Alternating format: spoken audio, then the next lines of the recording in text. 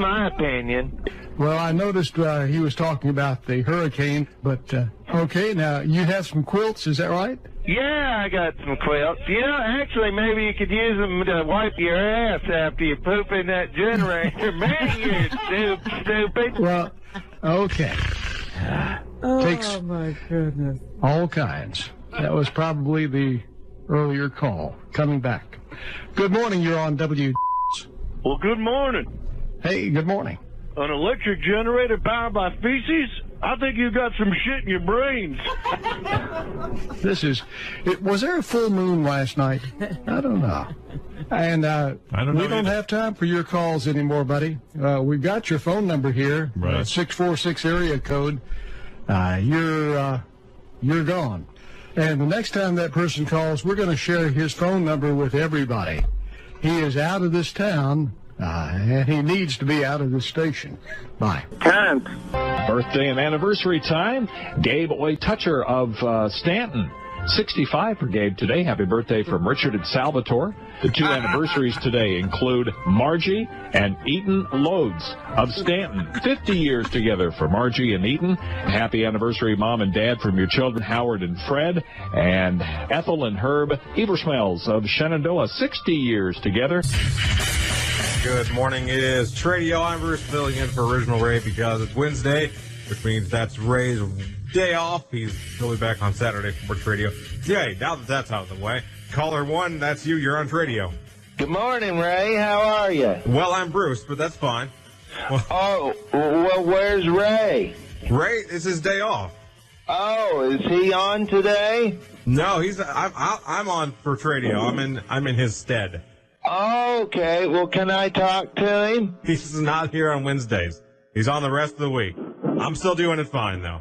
Oh, okay, that's good. Well, can you hand the phone over What do you to got to him? buy, sell, or trade? Well, what time is Ray in tomorrow? I'm not sure. What do you have anything you want to buy, sell, or trade? Well, I wanted to know when Ray was going to be on. Well, he's not on today. He'll be back on tomorrow, 10 o'clock. Well, I'm working tomorrow. Is he going to be on Friday? Yeah, he'll be on there Friday, too. Okay, well, if I can't get a hold of him on Friday, is he on Monday? Yes, he's here every day of the week except Wednesdays and Sundays. Well, that's why he's not here today? Yeah. Oh, was he on Saturdays, too? Yeah, he's on Saturdays, too. I'm sorry, do you have something you want to buy, sell, or trade, or give away? Well, I do, but I wanted to talk to Ray about it first because it's kind of a personal item between us, and I need to ask him if it's all right if I sell it. Well, I'll tell you what. You give me a call back tomorrow then, okay? Huh? You give a call back tomorrow then. Well, what if I'm busy tomorrow? It's Wednesday, and I want to talk to him today on Wednesday. He's not on here on Wednesday, so. Well, is he coming in for lunch or anything after the show today? No, all right. We got to get going here. We got more callers waiting, okay? Well, hold on. Hello? We got to get going. Well, I'm sorry, Ray. Just hold your horses if you could, because I don't really think my question's been answered yet. Yeah, I think it has, and he'll be on here tomorrow, Friday, Saturday, Monday, Tuesday, Thursday, and Friday next week. But does he come in the afternoon? I'm going to have to move on. I'm sorry. I need Ray. Anyway, we're going to get to caller 2, and that's you. You're on Tradio. Bruce, how you doing today, buddy? I'm good. Bruce, what in the love of the Lord is going on with those gosh darn pranksters? They don't have a brain cell in their noggin. I guess not. I don't know. It's just gosh darn ridiculous. Hey, anyway, when's Ray back in? He back in on Monday? Yeah, he'll be back on Monday. Great, because he had a rash on his apple bags, and I lent him my ball cream, so I want to make sure he gives me that bitch back. Okay, well, there's that call. All right. Odd calls today. It seems to be a pattern. Still playing phone roulette, and caller 3, that's you. You're on Tradio. What the hell's going on there, Ray? Some jerk-off was just being rude to me when I was asking for you. Yeah, watch the language there, Chief. What do you mean by chief, Ray? You got anything to buy, sell, or trade? Your voice sounds weird today, Ray. What's going on with you? Yeah, we're going to move on to the next caller. We're on caller number 4. Hopefully that goes better. Hopefully that's a legitimate call. If you have any legitimate calls that you would like to make today, I would be more than happy to take them. And this is happening yesterday, and it's happening again today. So, That way to not waste the other listeners' time. If you have something you'd like to legitimately put on Tradio, and we have time for one more caller, and that's you. You're on Tradio. Ray, my sack is redder than a baboon's ass. I need my goddamn ball cream. Good.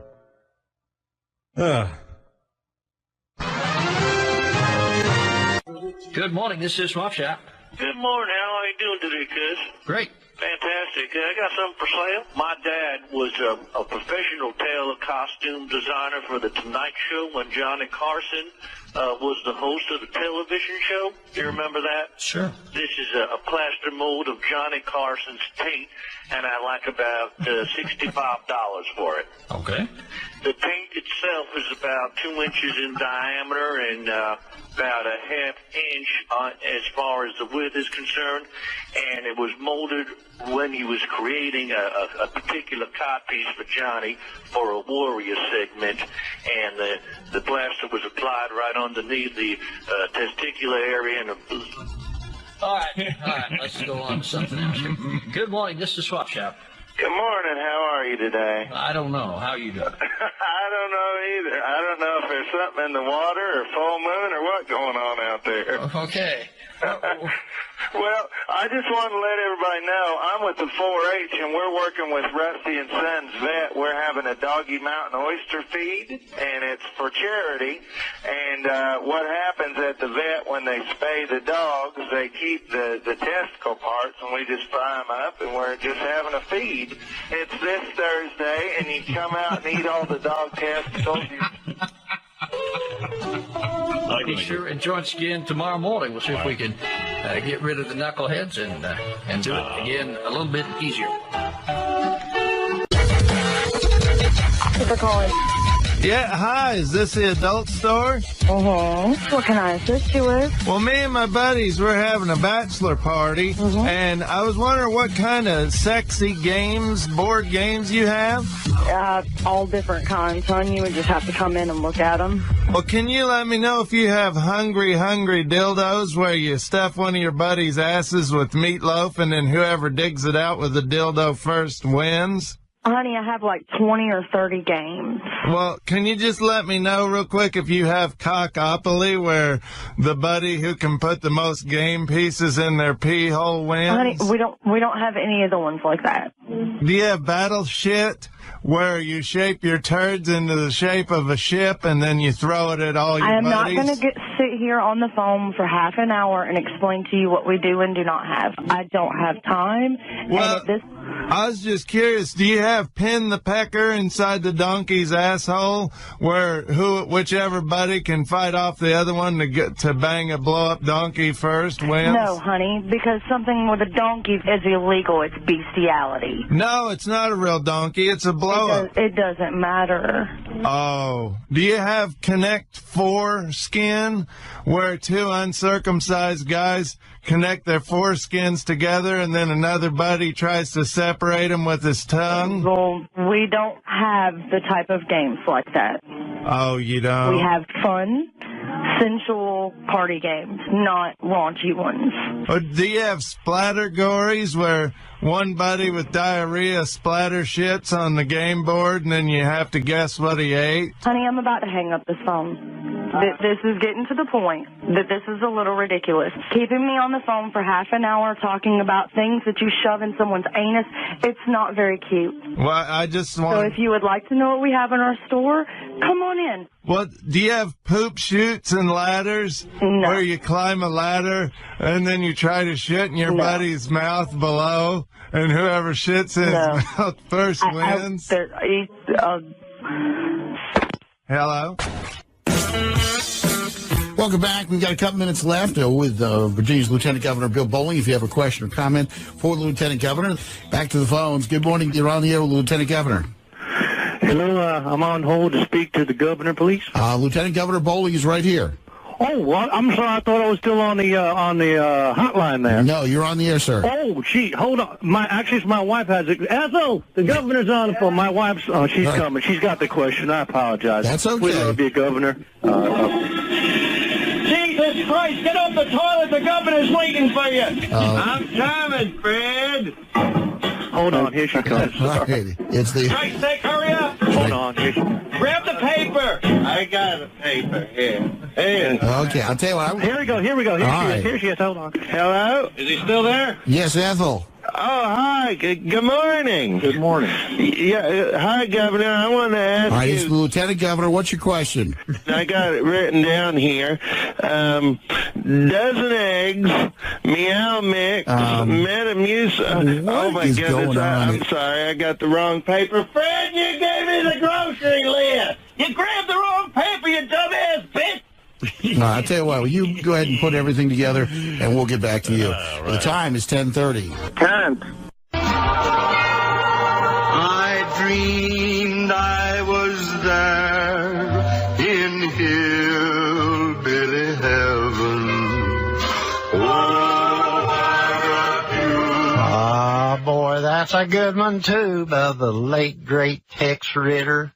Hillbilly Heaven. Man, that was a good one. Good morning, Swap and Shop. Good morning, Jim. How are you? All right, thank you. I'm here with my wife, Ethel. Hi, Jim. And we just want to say that, we go through the Internet. We've been on Craigslist. We check the classifieds, and we've never found a situation where there's a swap right on the radio, so we're really excited about that. Well, thank you so much for listening. Well, you're very welcome, and we'd like to do some swapping today, if that's okay. All right. We're primarily looking for other couples to swap. Ethel likes African Americans. Yeah. Oh, boy. And good morning, Swap and Shop. Yes, I got a black rooster for sale. A black rooster? Yeah, and my number's 14. All right, thank you. Thank you. Bye now. Good morning, Swap and Shop. I had a quick number to ask for the guy that said he had the rooster for sale. Yes. I'm looking for a black cock. Well, good morning, Swap and Shop. Good morning, Jim. How are you? Doing fine. You okay? I'm a bit confused today. I love your show. I've been listening for quite a while. What exactly is going on today? Is this true that is there a couple swingers swap? Okay. And good morning, Swap and Shop. Good morning. Good morning.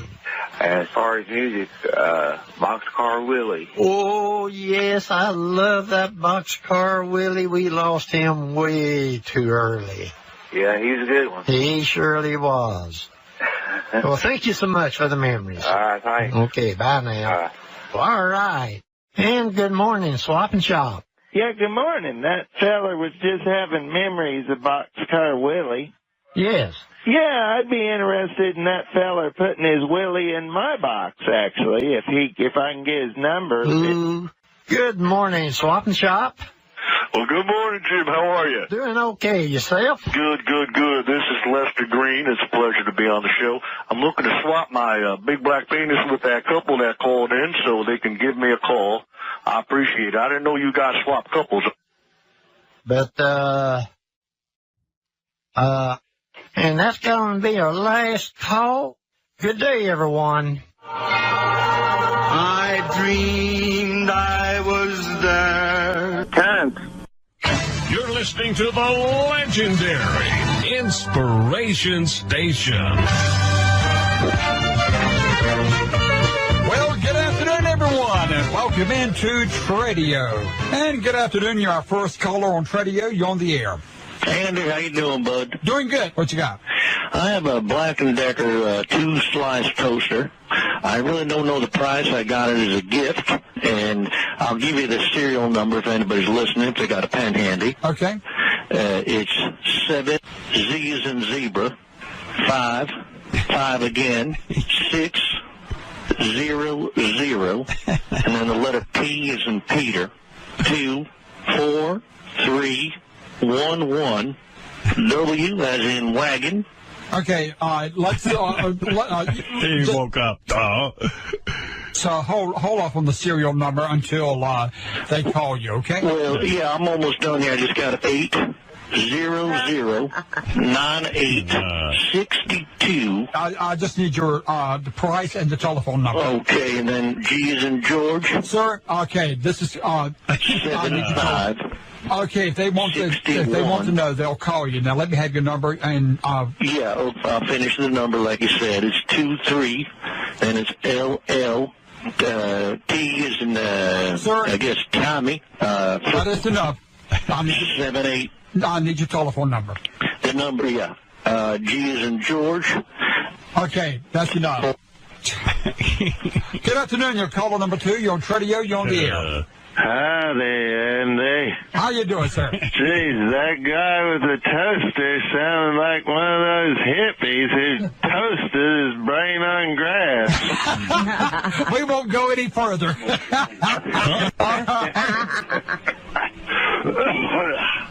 Well, enough of this tomfoolery, Andy. What was the serial number for the toaster he had? I got the 7 and the G for Gerald and the 9s and 4, 10, 10. And show's over. Gotta take a little break here. Back in about 3.5 minutes when Tradio returns. It is auction time already. Hey, well, all right, sir, open the gate and let them out and walk 'em, boys. Here we come a lot number. And of course, always a favorite, Taco Tico gift certificate. That's a $30 gift certificate. We already have a lot of calls. Let's get to them. Radio auction. Yeah, hi, what's the opening bid on the Mike Morales underwear party tickets? Oh. Okay, you know what we're going to do? Here's my new rule. Call in, tell me your name. If I don't recognize your name or I don't believe you, I'm hanging up. New rule. Good. Radio auction. Yeah, Taco Tico, what's that at? 22, next bid's 24. It's a $30 value. I'll make it for 27. 27, who's this? Lee. What's your last name? We Canadian. Oh. Okay. Radio auction. $28 on the hemorrhoid massage, please. And, whoops, hold on a second. Radio auction. Hey, JD Quick Burger, please. Okay, it's a $30 gift certificate. Do you want to start at 18? Oh, 18 will be perfect. Who's this? This is Drew. Drew Peanutsack. I do appreciate everybody's patience. Be sure and give me your first and last name right away, or guess what? I'm hanging up on you. Good for you. I'm just going to hang up. Good for you. Radio auction. Yeah, I'd like to bid $5 on the first person and turn in them 2 jerks that keep calling in. I'll raise it to $10. There we go. I'll throw in 20, and I'm pretty tight, so that's it. Yeah. Hey, guys, it ain't funny. I don't know who you are, but I bet somebody's going to turn you in. Uh-oh. Well, I appreciate it. And we do have... I'm sorry, Lisa. This is a bunch of crap. Hey, thanks, buddy. I appreciate it. Bye-bye. Lisa. Radio auction. Hi, this is Anita. I want to make a bid for Hometown Tires. Anita, what's your last name? Rim job? Guess what? Cut off.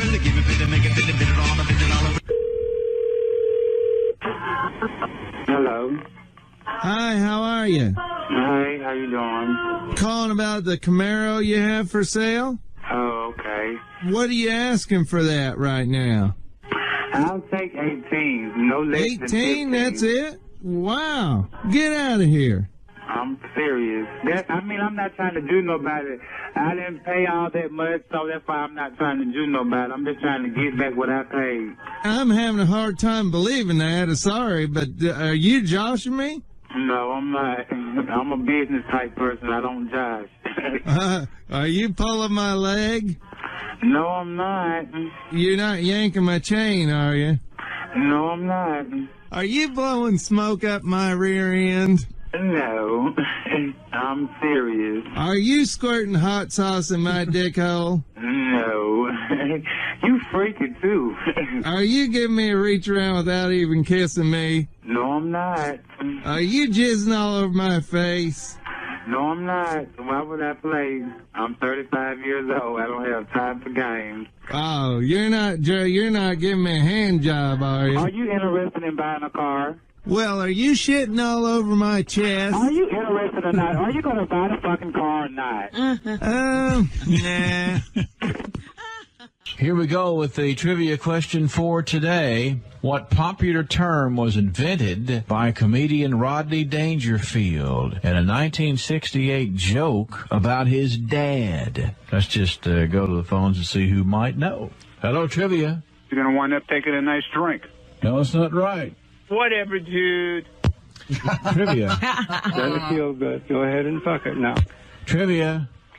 Redheaded stepchild? No, that's not right. Who knows? He invented this term in a joke he told in 1968. Trivia. Maslow Gerziewicz? No, that's not right. That was Evil Dave. Should have put my brain in gear before opening mouth. Hello, trivia. Musculature. No, it's not right. Hello, trivia. Who's in Skimvitz? Let's go to the phones. Hello, trivia. 4 inches is fine. No, that's not right. Asshole. Call.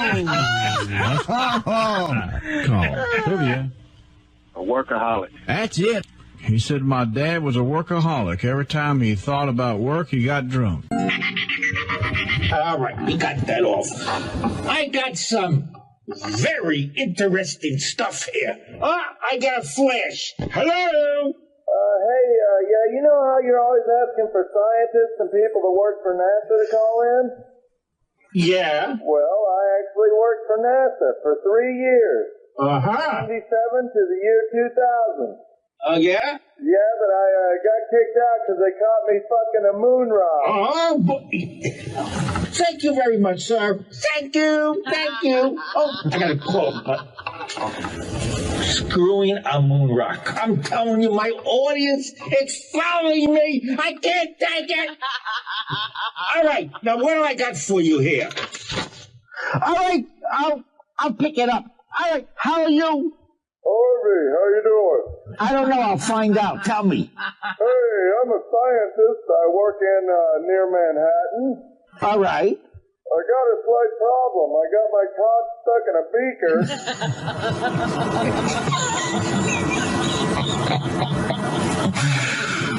All right. Well, what is it about this show here? This show is scientific. I want doctors. Are you a Can't. Back to the phone. Welcome to Radio. This is Benjamin Norris. I am getting rid of some Christmas ornaments. Benjamin Norris getting rid of Christmas ornaments. This just in. Actually, I'm looking to do a swap. We came into a nice Jewish family, and we're looking to get them a menorah. We're looking for a specific one for this family. It's the big labia menorah, and it doesn't matter if it's old or dirty, whatever. We'll take the labia menorah any way that you can give it to us, and we'll swap off our Christmas balls. I can honestly say, in all the years I've hosted Tradio, no one has looked for a fixer-upper menorah. It's called the big labia menorah. Okay. And it doesn't matter if it's beat up and old or sticky. We'll take care of it. We'll be happy to clean it up. I'll clean it myself. Okay. Sounds like a deal. Again, specifically, the big labia menorah is what we're looking for. Got it. Thanks, Paul. Have a blessed time. Thank you, Ben. Appreciate the call.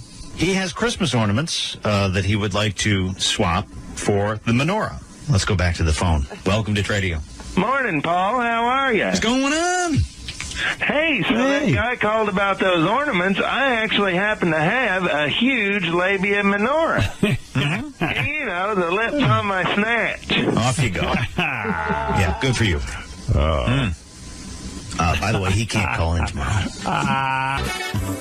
Good morning, Tampa Bay. It's Coach Cook, and we're back. And we made a little switch and break. David's in the room. He's going to be here through the rest of the show, which we're going to be talking about commercial real estate and investing in that area. Here we go. Rusty in Tampa. Hey, fellas. How you doing today? Good morning to you. Good morning. Good morning. I'm actually watching you right now on the webcam. Where are you? Are you in Tampa? You a couple of handsome fellas there. Now, can you wave the one that's talking so I can see you? This is Coach Cook right here. Can you wave on the webcam there? Yeah, we're here. You'll see it in about 7 seconds, though. Oh, you got a little bit of a delay on the webcam? Yeah, and what's on your mind today? Well, can the other guy... Oh, now I see you waving, I think. Okay. Can the other guy wave real quick? Yeah, do you have a question for us? Huh? What's your question for the coach? Hold on, I was just watching the webcam. How you doing, Coach? Yeah, you want to turn that, put your radio off while you're on the phone. Oh, it's off, but I got the webcam on. I got the sound turned down. Well, that's great. Are you in Tampa? Yeah, I'm here in Tampa. What's on the table there on the webcam, though?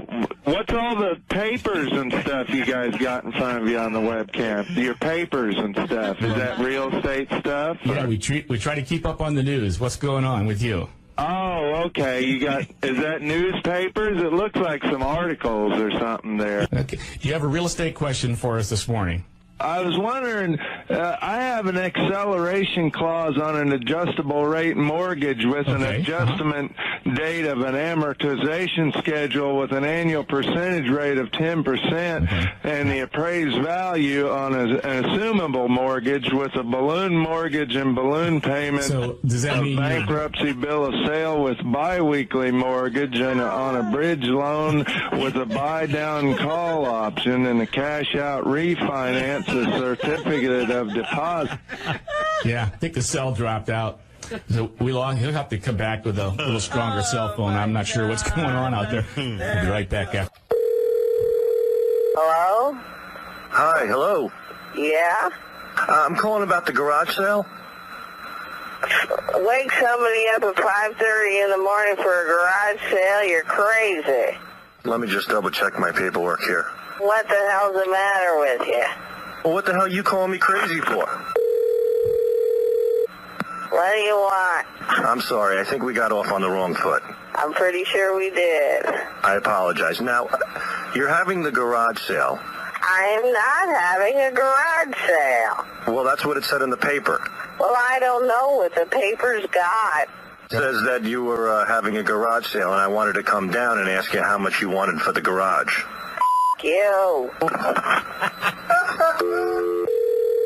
How would you like the phone company to get your phone number? The phone company didn't track you down yet? Hello? Hello? Hi, you had just talked to my husband, and he might have said you on the phone. Nobody wakes me up at 5:30 in the morning for a goddamn garage sale. Then he beat me a while ago because he was mad. Hello? He beats me. No. Listen. Marsha, miss, why are you giving my wife a hard time? Your wife. It sounds like a wife. It sounds like a couple queers. Here we go. Police, how can I help you? Yes. This is the police. How can I help you? How can you help me? There's somebody who keeps on calling my phone number. They keep calling. I want you to get them. Great. We will follow through with this immediately. Please give me the number. You're not the police. You're those queers it's called. How dare she? You bitch. I'm a woman, and I'm... F*** you good-for-nothing queers. Turkey Farm, how can I help you? Happy Thanksgiving. Same to you, dear. Well, I just had a couple quick questions about how to prepare a live turkey for Thanksgiving. How big of a turkey are you talking about? Well, let me tell my husband Fred to bring it on in here to the house. Fred, bring in the turkey. We named the turkey Petey. You're not bringing a live turkey in the house, are you? Come on in, Petey. Oh, Petey, can you still hear me? Yeah, I'm listening. Go ahead. That bird is going to tear your house apart. I'm not kidding. You've got to get that bird out of there. Well, how the heck can Fred catch it? Listen to me. Dive down and grab it by its legs. She said grab it by the legs, Fred. I can't even get close to him. He's faster than a turd in a tornado, Ethel. How should he stop Petey? Should he shoot it? No, don't shoot it. You got a gun in the house? Are you crazy? He missed Petey and shot the turlet. Get him busted, Ethel. You're not listening. You need to hang up and call animal control or the police.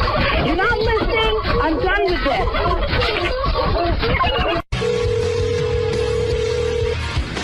Chapel, this is Joe. How can I help you? Hey, Joe, how are you? Fine. My name's Ed Norris. I'm here with my sister Edwina Norris. Our grandfather just passed. Oh, I'm sorry to hear that. What was his name? His name was also Ed. I'm Ed the Third. Mm-hmm. Okay. Hi, sir. I'm his sister. I'm on the other line. How are you? I'm fine. We want this to be a celebration of our grandfather's life. Well, that is not a problem. We can accommodate your wishes any way you'd like. Well, some of the ideas we had, we just wanted to run by to make sure it was feasible with you guys. Mm-hmm. Our grandpa, he made a living for about 30 years as a clown. He was Bongos the Clown from the carnival. Do you remember that? I haven't. I'm sorry. Well, we thought it'd be real nice if we can dress Grandpa back up again as Bongos the Clown and have the grandchildren come in and they can throw balls at the dunk tank and try to dunk Grandpa like they used to do. Is it possible that we can do this? Normally, once we put the loved one in the casket, we usually don't take them out. Would we be able to put the whole casket in the dunk tank? I've never heard of anything like that. I don't think it's physically possible, sir. Put the casket in a dunk tank. Can I ask you this? On the last day, can we make it an all-adult event without any children with a closed-door ceremony? Oh, well, that would be strictly up to the family in terms of limiting the children. Okay. Because Grandpa belonged to a nudist camp, and he had a tremendous amount of nude friends, and we thought it'd be real nice to have Grandpa nude in the casket and have all his friends come in naked to pay their respects. You know, I'm having a very hard time with this conversation because it is so out of left field, so out there. Perhaps it would be better at this point if you and your sister came in for a face-to-face consultation. That's great. Now, Grandpa, we used to joke around because once in a while his balls would fall out of his pants, at Christmas and stuff. And yeah, I tell you, I'm not exaggerating. They hung down about half a foot. In other words, can you cut a hole in the bottom of the casket and make Grandpa's balls hang down, sir, so when people walk in? Let me stop you right there. I cannot continue this conversation any further. Is it possible, is it feasible you and your sister could come down today for a face-to-face meeting? And also, he had a cat that used to like to play with his balls. Could we bring it in to play with the balls hanging out of the... Oh, this is so sad, hanging out of the casket. I can't even think about this. You know, sir, I am at a loss for words here. I don't know. I've asked you repeatedly if you and your sister would come down for a face-to-face consultation. I don't know what else I could do to accommodate your family, sir. Golden showers permissible? Sir, I have no idea what you're talking about. He used to pay Boy Scouts to urinate on him, and we wanted to... What is your take on text messaging someone that you like? Hello? Hi, how are you ladies doing today? Good. I see that you're from Florida, Richard. Yes, how are you doing? God bless. Okay, so what's your story? Well, the first caller, and I know you don't want to delve on this too much, but he touched on interracial dating. Yes. I'm in an interspecies relationship right now. I'm fucking a squirrel. I will take your phone number down and post it on the internet if you call back with some stupid story, okay? I am serious about this. We do have call ID here, so if you're looking to prank, the joke is really on you, frankly. So, you're on live. Hello? Yes. Hey, how are you doing? Good. Hey, I know you're talking about dating and stuff, but let me ask you, are you guys Chinese? I am. Okay, good. Maybe you can help me out with this. Sure. For the 4th of July, I was shooting Roman candles out of my wife's pussy. Oh! I have your cell phone number. You are such an idiot. I already stated that if you make prank calls, I will publish your number. No, you won't. Sorry that you have to deal with all these prank calls. People. Next call after that. Welcome to Community Cop. Hi, fellas. How y'all? All right. Where you calling from? I'm calling from Manhattan. Happy Martin Luther King Day. Likewise. Statement or comment? I had a comment. Actually, it was kind of a question. Okay. I was wondering, how many of you guys have fucked a fat white chick? Okay. Next caller. Welcome to Community Cop. Next caller. Welcome to Community Cop. That's part of the problem right there. Next caller. Yeah, the Bible says don't answer a fool according to his folly. Next caller. Welcome to Community Cop. Where you calling from? Hello. Yes. Yes, we can. Where you calling from?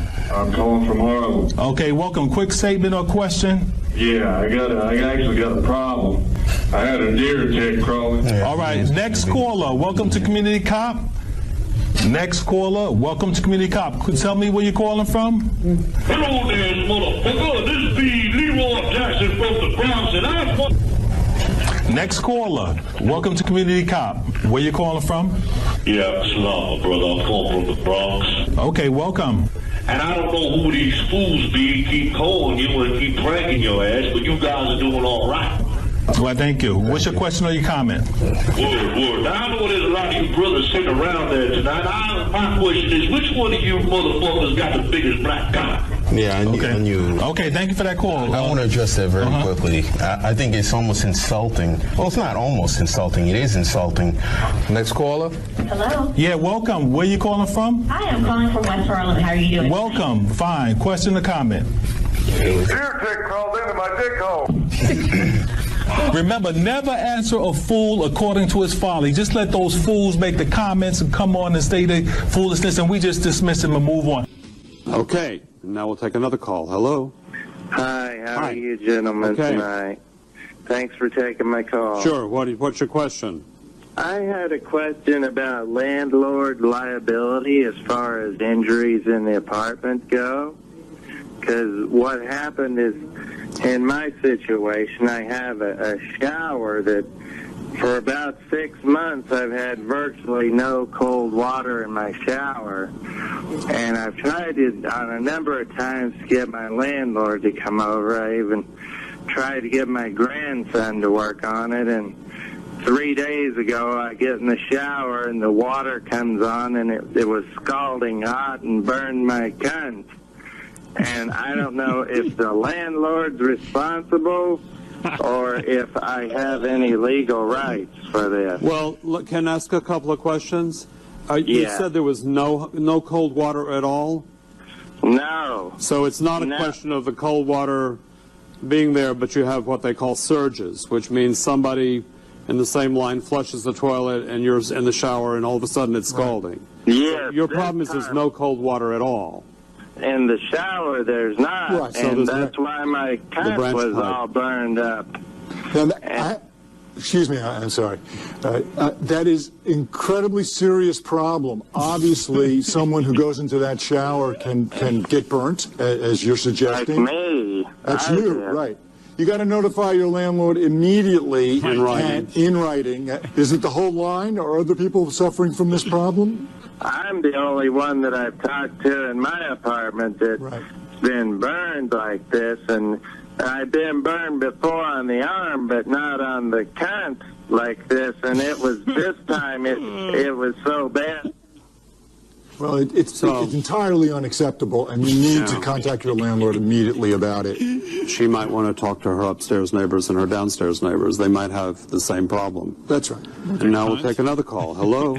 Hi. Hi, you're on the air. How you doing? Okay, you have a question. Yes, I do. I have an issue with my landlord. All right. Well, I have central air conditioning in my house, in my apartment, and it's not regulated by me. It's regulated by my landlord. Right. And he adjusts the temperature, and it's freezing in here, and I want to know what I could do to reach this guy. You don't know his address, or you've tried to contact him and you haven't gotten any response? I've tried contacting him by phone. I've tried contacting him by letters. My home is so freezing, it's unbearable to be in here.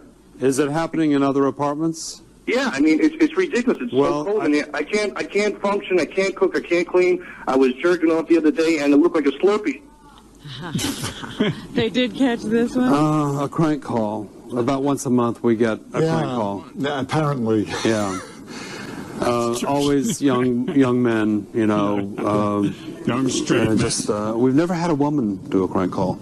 Yeah. Okay. That says something about it certainly does. It certainly does. And now we'll hear attorney about the fact that the landlord's ability, his legal right to collect rent from you is in question. Thank you very much. Thanks for calling and good luck. Bye-bye. Now we'll take another call. Hello? Hello? Hi, you're on the air. Hi, thank you for taking my call. Sure. Hey, I just want to say, first off, I want to commend you. It's great what you're doing informing the public, and I want to thank you for that. Well, thank you, and thanks for watching. Well, thank you. I live in a rent-stabilized apartment on the west side in Manhattan. Mm-hmm. I've actually written my congressman about this. I'm having a problem with my landlord. He keeps trying to touch my cock, and I can't get him to... All right, that's it. Once in a while we get a crank call. It happens, hey. And now we will take another call, hopefully not a crank call. Republicans like to spy on Americans, like to use illegal wiretappings to invade our privacy. Democrats protect the privacy of Americans, because that's what Democrats do. Do you see where I'm going here, folks? What's the mystery with the Democrats' message? Okay. Hello, you're on the air. Hello? Hello. How you doing? I'm doing good. Yourself? Oh, I'm doing great. Love your show. Thank you. Hey, I had a quick question. Sure. Hello? I'm here. What's the question? What's your position on goat fucking? Oh, my goodness. See, that's what we got to get beyond, folks. But anyway, 1 minute. Water is so good when it's cold. Okay, so we're taking your calls on love, health, wealth, marriage, career, things of that nature. Good afternoon and welcome to Telepsychic, and thank you for calling. Hi, Morris. How are you today? Okay, and you? I'm good, thank you. I had a question about my pet. Your who? About my pet dog. Oh, your pet dog? Yeah, I have a pet chihuahua, and I was wondering, when is it going to stop biting me while I fuck it? Okay. Good afternoon and welcome to Telepsychic, and thank you for calling. Yeah, hi, Morris. Can I get a prediction? When are you going to let me jerk your cock off? Where are we going and what are we doing in this country? Oh, what? Okay.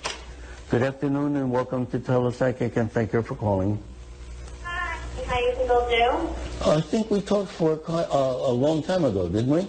No, we never spoke before. No, but the features are almost the same. Okay. But I feel things are going to be okay there. I got my black hacker stuck in the VCR. Yep. They will become free radicals because they give up their particles functioning in your body. So, yeah. Beverly, hold that thought because someone here wants to say something on air. Go ahead, please. Hi, how are you? Happy holidays. Thank you. Oh, you're very welcome. Oh, this is Little Rusty. My dad actually put me on the phone. He said for the holidays to call Santa. Is Santa there? No, your little who? Can I talk? Can I tell Santa what I want for Christmas? I'm just trying to figure out if you'd want to make a contribution to the show. I want a toy truck and a BB gun for Christmas. How old are you? Well, I'm 8, but You're 8. You sound angry with me, and I don't understand. Okay, I already said on the I'm wrong not show, angry. Rusty, because we don't have Santa here. So I think your parents might have put you on the wrong show. And we're actually, this is a show about health, staying healthy. We don't talk about... are you trying to say Santa's not real? Is that what you're saying? What? No, you can't. I told you Santa's not real. What the fuck did you just say to my son? Santa's not real? Are you fucking... Hello? But surely he just came on that it is, after all, a call-in show. So having said all of that, I want to go to, again, contributing to your health. Yeah, somebody's wanting to come online. Janice, are you there? Good morning. Merry Christmas. And who might this be? Why, this is Kris Kringle. It's Santa Claus. You know, I heard a little boy, little Rusty, called to speak to me, and I want to let him know that Santa is here for him now, and I'd be more than happy to get him anything he wishes for this Christmas. Well, what's that? we're doing a whole show on Christmas next week. Is that you playing Santa on the radio? No, it wasn't me. It wasn't. Daddy, that was you. Say what you did, you stupid ass. You ruined our holiday.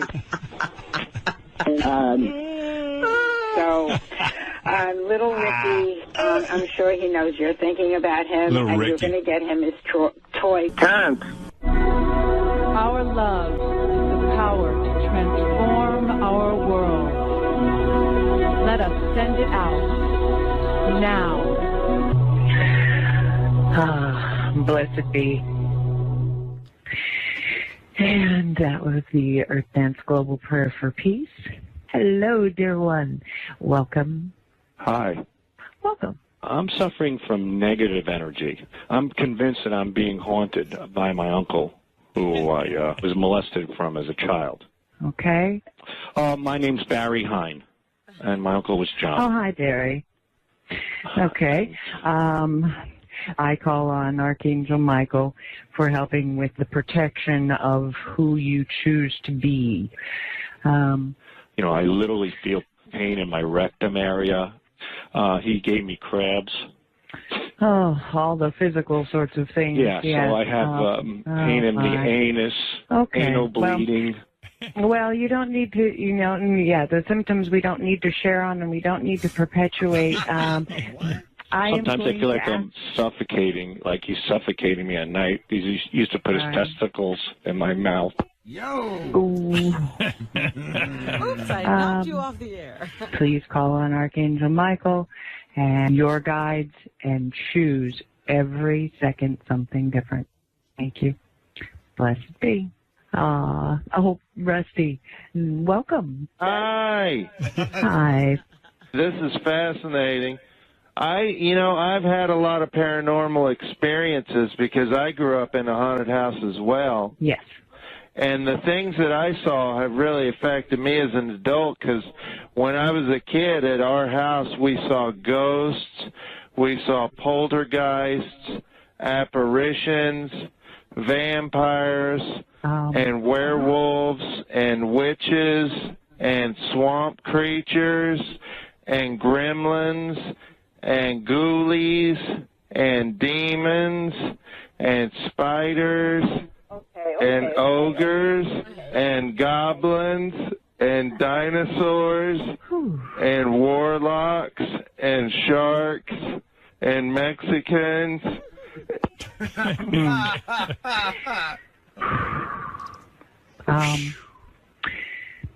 Hello there, Swap and Shop. Can I help you? Great show. I have something for sale? Yes. I have a $25 gift certificate for Tim Hortons Coffee, and I would like $50 for that. Well, who's going to pay $50 for a $25 gift certificate? Well, hopefully there's somebody out there. It's a nice card. It's nice and shiny. It's brand new. Oh, really? I like to make a profit on it. Well, I'm sure you would. All righty, so let's put that up, please, for $50. If you want, I don't care. Would you like to buy it yourself? No. Yeah, well, I think I'd be doing a little bargaining on that one. I don't think I'd be paying full price for it. All righty. Well, thanks a lot for your call. At least you kept me entertained today.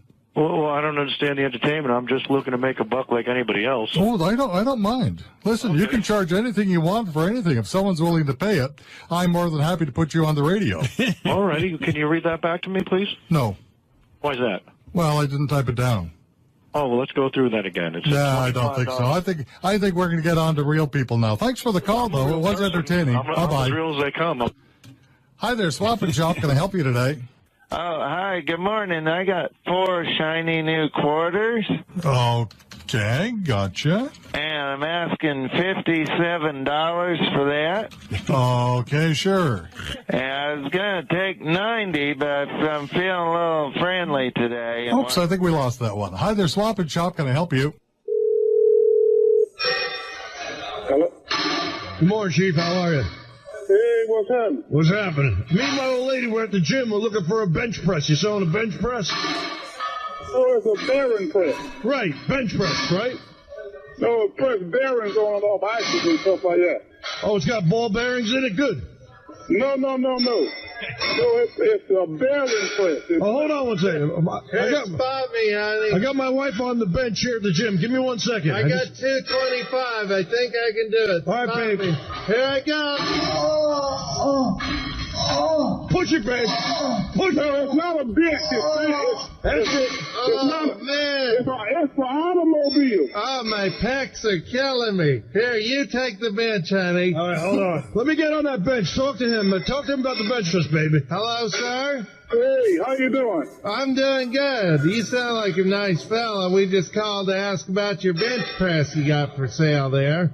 No, it's a bearing press. Bearing. My husband's doing his lats. Hold on 1 second. Give me 2 100 plates on each side. Here you go, honey. Here we go. Oh, he just did 224. It's a bearing press. You press bearings on. My husband just did 224 on his lats. That's a bearing. B-E-R-I-N-G. Bearing. Come on, baby, one more push. Hold on. Get it, honey. You can do it. Go. It's for automobile. C-A-R. Yeah, we'll come down with an automobile and pick it up. We'll bring. No. You got this thing. It's not for bodybuilders. Yeah, bodybuilder. That's what we're doing. It's not for that. Yeah, that's what it's for. Hold on. No, it's not. It's for automobile. You're selling the bench press, man. Pump the lats, honey. Hey. Huh? Yeah, that's on. That is not what it's for. How much weight comes with it? It is not for. That's not what it's for. How much have you lifted on that bench, sir? That is not what it's for. Come on, babe. Come on. It's not what it's for. It's not for bodybuilding. That is not what it's for. You want to meet us at the gym? That is not what it's for. Come on, we'll get you in the gym. We'll get you in the hot tub. It's not what it's for, sir. All right, take care. No, I gotta go. All right, bye-bye.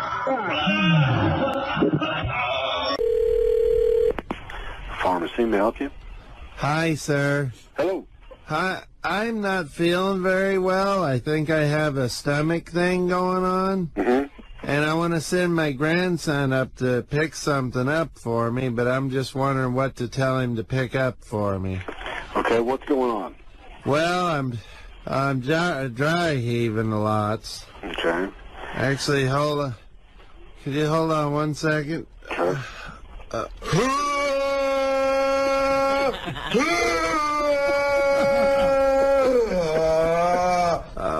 I'm still just dry heaving up a storm. Well, there's a product called I'm sorry, what was that? I said there's a product called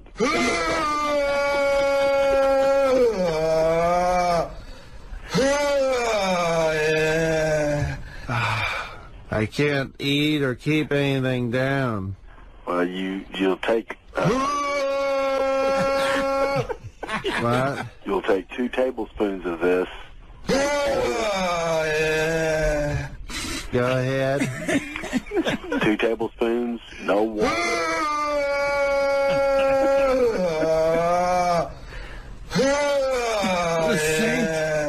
Oh, God.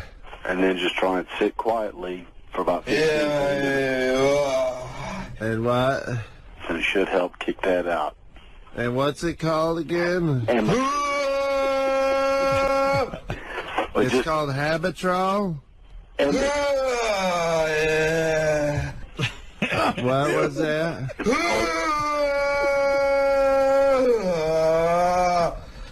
Okay. What's your name and we'll have it ready for you?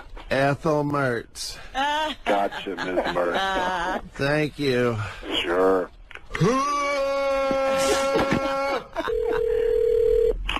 Pharmacy.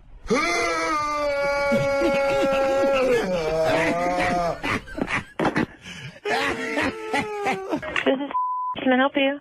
the tryptophan in the turkey will knock your ass out. How many pounds should the feed her?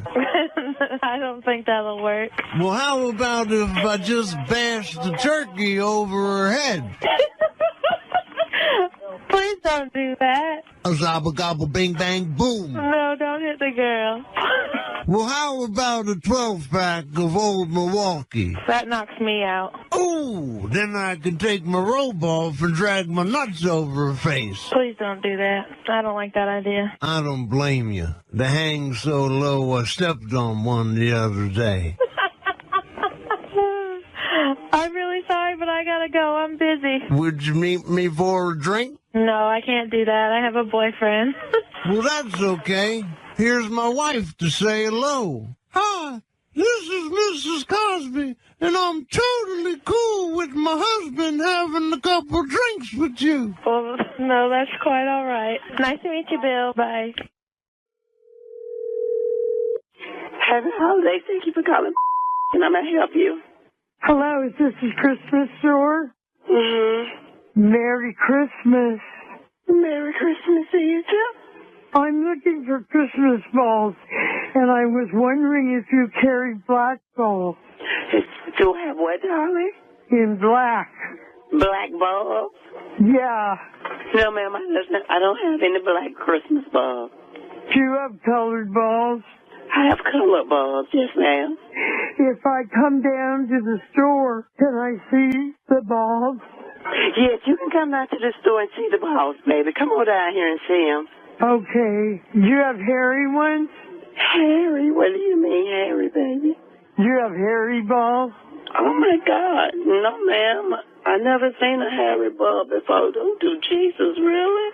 Do you have saggy balls? Have what? Do you have saggy balls? Oh, my God, really? Do you have any that shoot cum? Do they shoot cum? Who is this? I'm just asking if any of your balls shoot cum. No, they do not. Who is this? I want to floss my teeth with your ball hair. Oh, my God. Hello. Thank you for calling. How may I help you? Oh, hi. We got disconnected. Yes, we did get disconnected. Power Shop, this is Sam. Hi, Pam. Jack Rabat. I'm calling about getting some information on a personal trainer.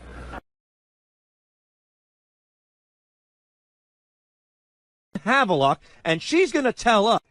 And we're back on the Jack and Rod Show, and it's Senior Wednesday. That's right, and today, Rod, we have a special guest, Miss Ann Havelock, and she's going to tell us how older women are becoming the latest craze. How you doing? Hi, I'm doing good. Tell us a little bit about your book. The magazine is for people 45 and older and recommended for all who will be, and we look on the positive side of aging. Well, Ann, we happen to have a celebrity guest in the studio here today to talk about aging. Please welcome, from Leave It to Beaver, Barbara Billingsley. Yes. Oh, hi, Barbara. Hi. How are you? I am great. Boy, you sound great. I feel great. We've lived our life experiences, and now we want some excitement again. That's right. Barbara, what do you like to do for excitement? Uh-oh. I like to suck Hugh Bowman's cock. Yeah. Well, we like to go out and dance, and we like to just do things that are different, not get old. Used to let Jerry Matthews finger my asshole. You know, I'm kind of... Do you remember Eddie Haskell? I do. I used to suck his balls. They were delicious. You know, I don't really think I want to be in on this conversation anymore. We've got a caller that's calling in right now. Caller, go ahead. Can you hear us? It's a good day in Kansas City today. It's always a good day when the Royals win in the playoffs. Can you believe how that... I mean, take us through that game a little bit. Yeah, I think they really owe it a lot to the coaching staff, especially Rusty Kuntz, the first base coach. I've been following him since back when he played for the White Sox. And, you know, Rusty Kuntz, he just is a fabulous coach, you know. With people like Rusty Kuntz, I think they got a real good chance, you know. Like Rusty Kuntz, he's got to talk to these guys. Well, that call may not be legitimate. It's just, I agree. Again, it's sad. Sad. Oh, yeah. There's a caller. Who is it? It sure is. Go ahead, caller. I just pulled over. I was in the car with my son, and I just want to correct that old lady in case anyone was listening, like my little boy. It's Rusty Kuntz, and she was using some foul language. She referred to him as Rusty something else. Did you hear that? Ah, gotcha. Yeah, well, you know, some of these callers. My son's 9 years old. He loves the Royals, and he just said, "Daddy, what's a Kuntz?" And I don't know. You know. And we're back on the Jack and Rod Show, and it is Marriage Friday. And who do we have on the phone, Jack? An expert on romance and marriage, the author of Don Juan's True Love, Paris de Reste. Hi, Paris. Hi, how are you? Great. We're great. Tell us a little bit about your book. Oh, it's about a girl who fell in love with a man. That's wonderful. That's wonderful. That's great. And speaking of marriage, in his first radio interview since his marriage scandal happened, our very special guest, ladies and gentlemen, Arnold Schwarzenegger. Yes. Good morning. How are you? I'm fine, thank you, Arnold Schwarzenegger. It's an honor to meet you. Your voice, it sounds very familiar to me. Have you and I had sex before? No, I don't think so. We have not had sex before, are you sure? I don't think so. I haven't had the honor of meeting you before. Yeah, well, because I've been jerking off a lot now. I have to tell you, I really like the sound of your voice. Do you mind if while we're talking, if I grow up myself a little bit? No problem at all. Yeah, now keep going. Go ahead, keep going. Okay. Yeah. If you find a woman, especially young men and older men who go out with their buddies, they see a girl who is walking by. Go ahead, sorry.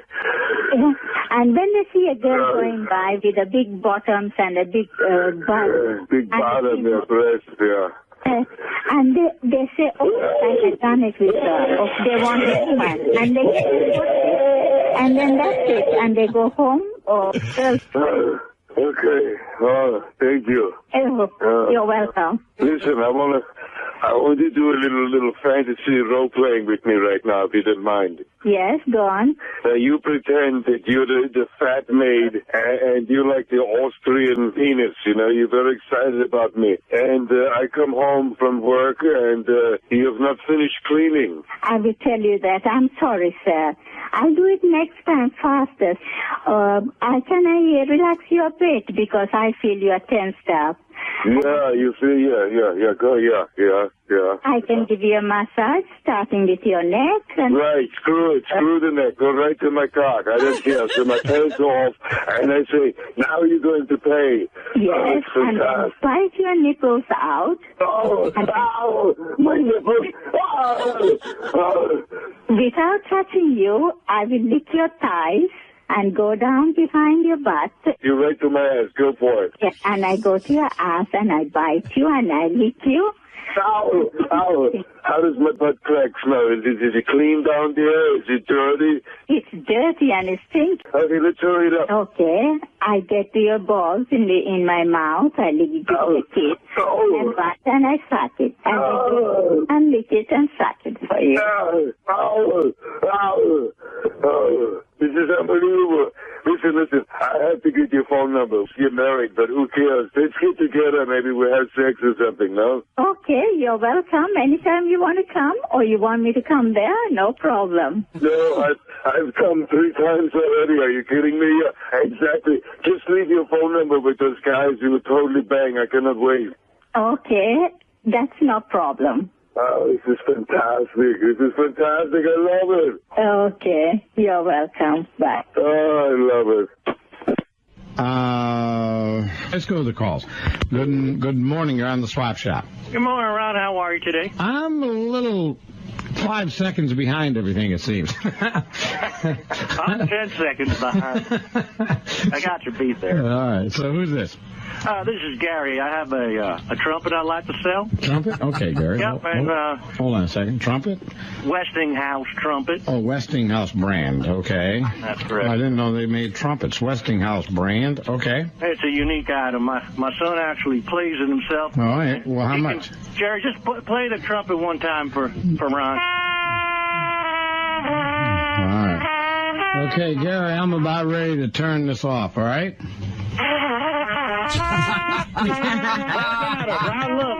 I don't know how that call got through, but it got through. But anyway, sorry about that, folks. When it starts to become obscene, then that's the time we cut it off, all right? Let's go back to the phones. Good morning. You're on the Swap Shop. Sorry to keep you waiting. So it's going to be one of those days, folks. Well, all right. If that's the way you want to play, okay. Back to the phones. Good morning. You're on the Swap Shop. Oh, you know what? I have a question of you. I have a question for you. Listen up. You there? Are you there? Listen up. Okay. You don't want to answer. All right. Anyway, so when you're dealing with people with the mentality of an 8-year-old, that's what you get. All right. That's it. Welcome to Ron's Swap Shop. Now, here's Mr. Swap Shop himself. All right, thank you very much, and welcome to the first hour of Ron's Swap Shop. Good morning on the Swap Shop. Good morning, Ron. It's Jerry. How you been? Good, Jerry. What's up? Is this Jerry in Thorndale? That's right. It is, right? I'm selling a lawnmower. Lawnmower, ride mower, push mower, what is it? It's a ride-on mower by Toro. Ride mower by Toro. Good brand. Okay. Purrs like a kitten. It's practically brand new. Oh. I'm sitting on it now. Take a listen to this thing.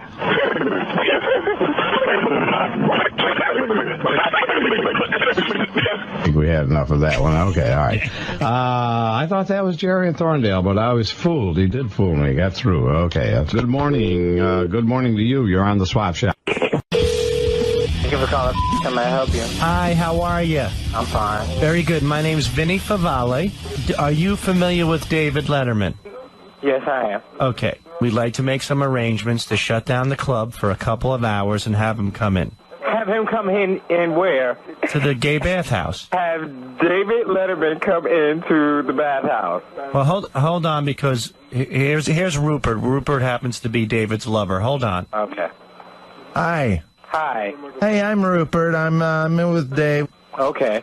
We want to find a little bit about your facilities. All right. Let me put Dave on the phone. Okay. Hold on 1 second. Hello. Hello. Yeah. Is this the? Have I got the bathhouse? Yes. Yeah. Let me ask you something now. Because this is very between us. No problem. All right. Now are there towel boys available? They're not towel boys. Yeah. But there are guys in here, customers who come in here who wear towels. Right. And what's your nationality? My nationality? Yeah. I'm African American. Oh, black. Yes. I love it. So you're pretty well hung, right? Yeah, I'm pretty well hung. I have a lot of money, and I know you black people like a lot of money. Well, I would assume any nationality likes What do you say we get together? Your penis and my money. You know, we've got internships coming up pretty soon.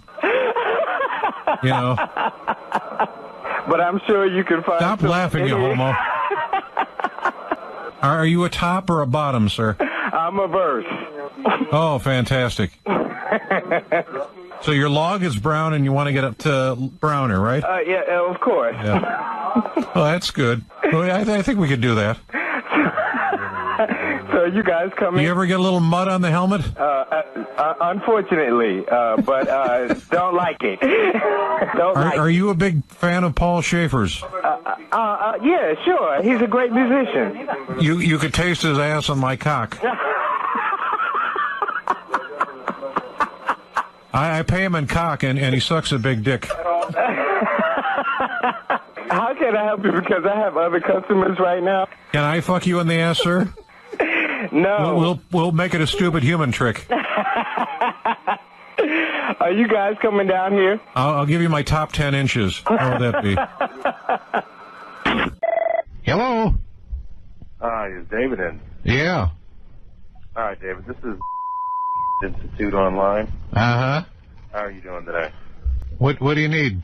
Did you request information on the graphic design program? Yeah. What actually got you interested in the program? Well, no, I was talking last night with my girlfriend, and it just occurred to me that it can never hurt to have too much education if you can help it. I mean, I can go over all the program. Are you looking for an intern, or are you just looking for actually all... No, I'm thinking about attending, actually. Oh, you are? Yeah. Okay. Do you want me to go over all the program with you right now? Yeah, give me a little description of the course. This is kind of an amazing phone call from me. All right.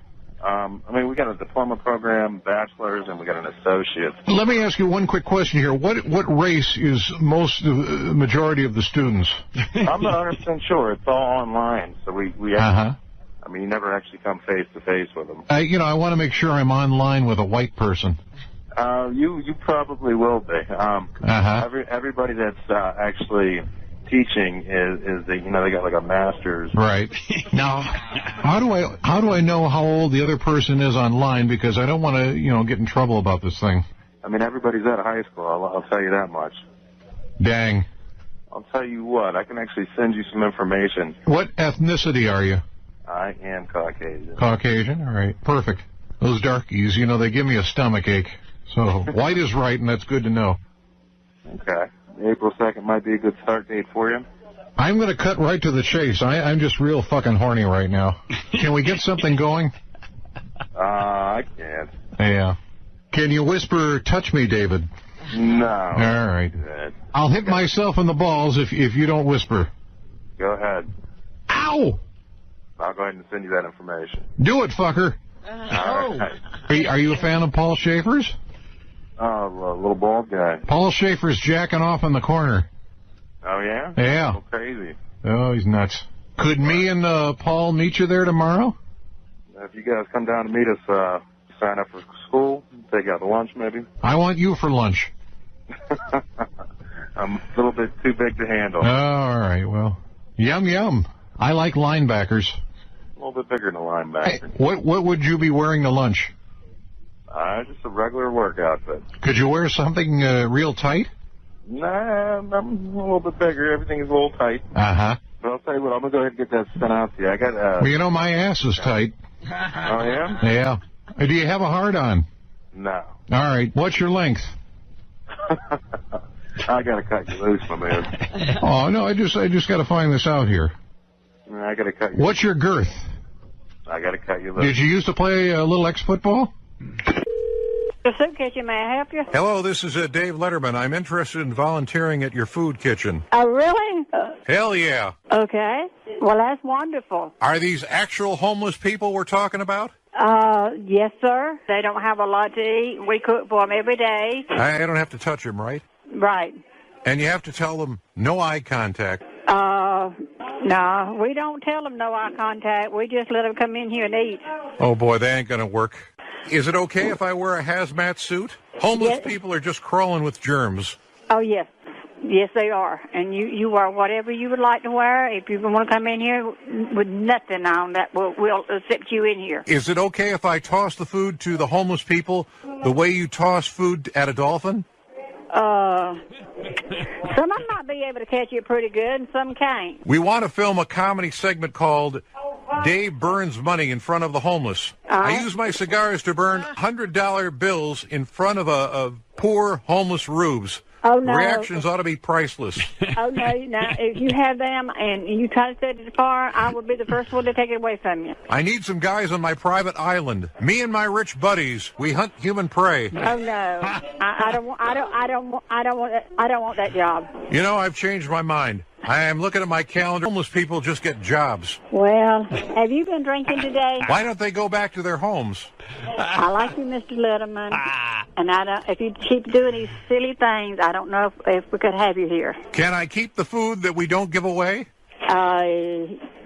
We'd love to have you, but you're going to have to cut out the fooling. I am just doing this as a photo op. Who the hell would volunteer to be around filthy crackheads and winos? Hey, am I right? Okay, thank you.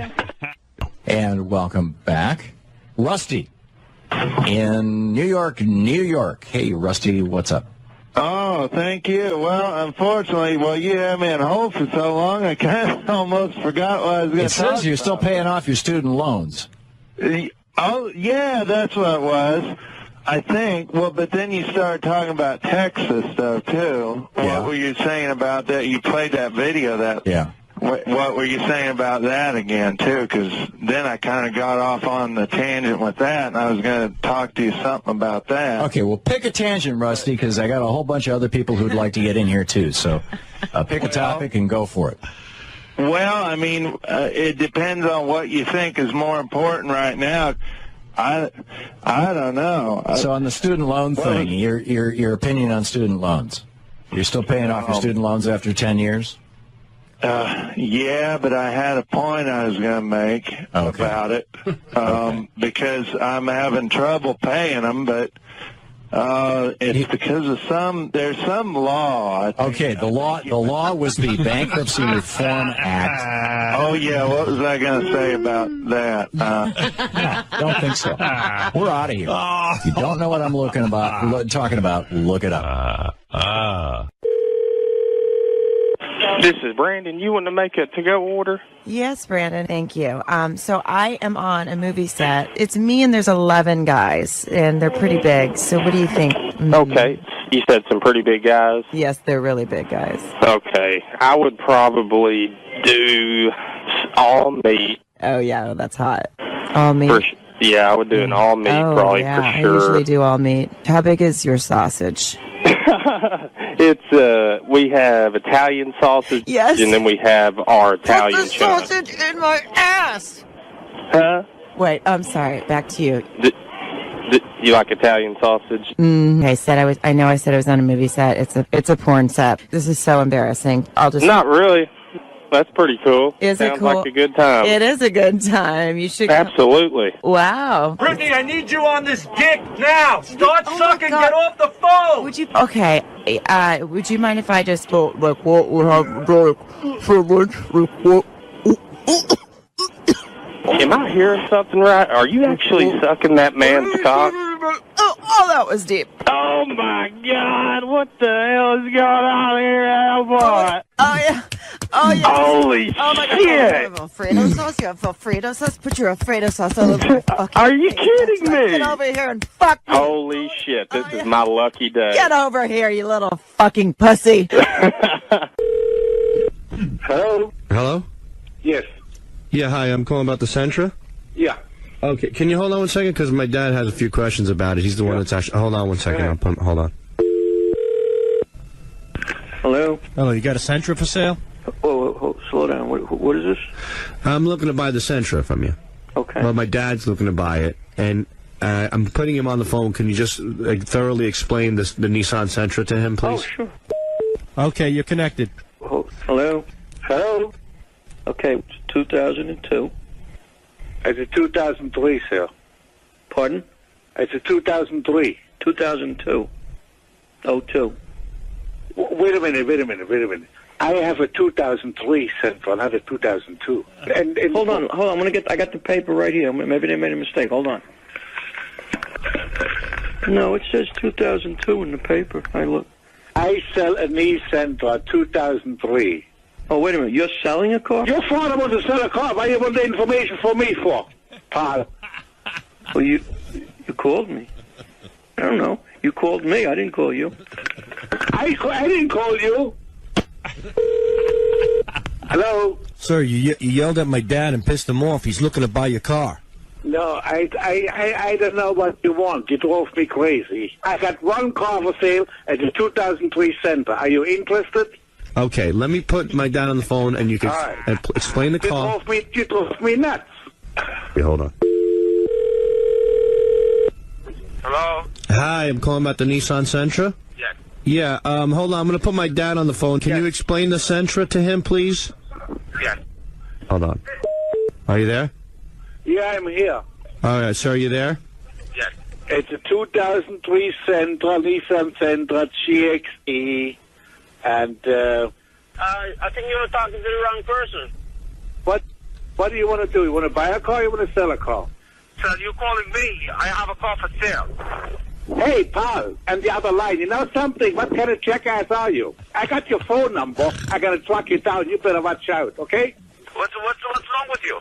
I don't know. He calls you and me, and both of us got a car for sale. He calls you his father. No, I'm not his father. He's a fucking jackass, this guy. That's not your dad.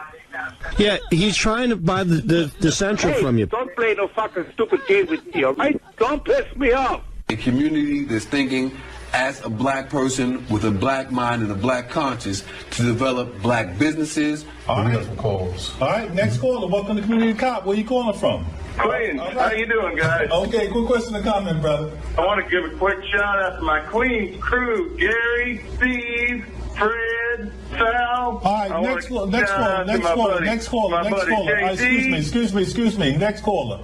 I don't do shout-outs on this program. Next caller, welcome to Community Cop. Where you calling from? Good evening, gentlemen. This is Jim calling from Harlem. Yes, quick question or comment, brother.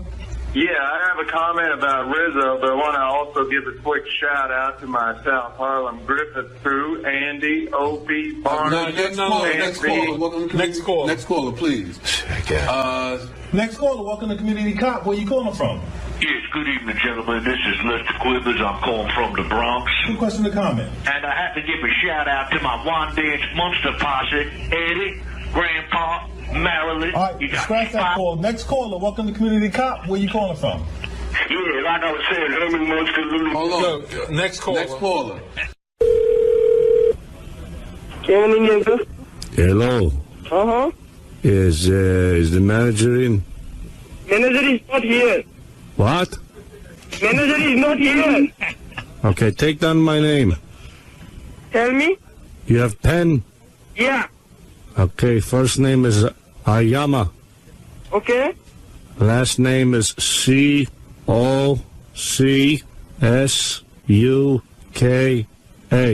Okay. Read the name back to me, please. And what is your phone number? Read my name back. I am a cocksucker. You are a cocksucker. Cocksucker. Say the name again, please. I already know what your name, okay? I'll give it to you. I'm busy right now. Yeah, Indian Grocery? Yeah, Indian Grocery. I'm dropping off a case of curry. Manager is not here. Who's this? You didn't take somebody's name down a little while ago for the manager? Oh, just a second. Hold on, okay? Let me see. Thank you. I am a cocksucker. What's that? What's the name? I am a cocksucker. Okay, and what's his name again? Because I got 10 guys working here. Yeah, I am a cocksucker.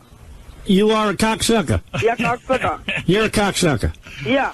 Okay, thanks a lot, cocksucker. Hi, I have a little bit of a problem. I'm in your store right now and I cannot find my son. I'm in the very front with security. My name is Harold Gerz. Last name is G-E-R-Z. His first name is Nick. Last name is G-E-R-Z. Right.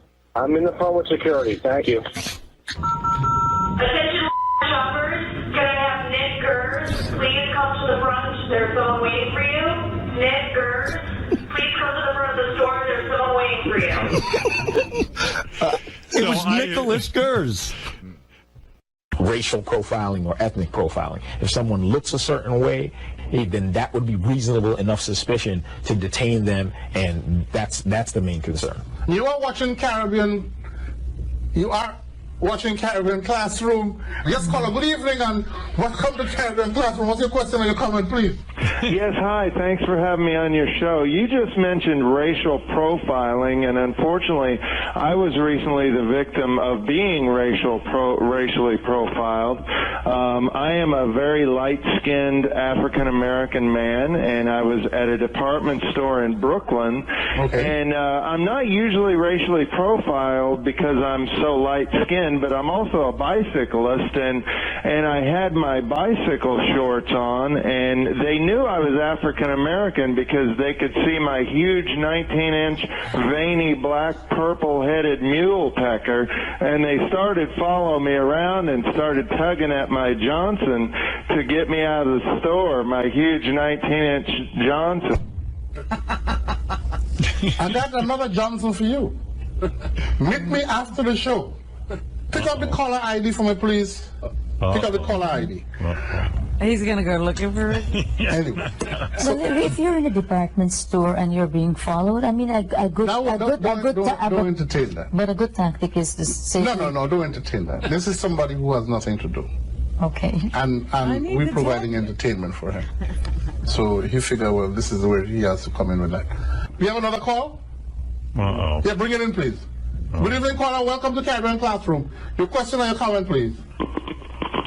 I'm sorry, you caught me at a bad time. The phone cord's wrapped around my African-American mule pack. All right, knock him out, too.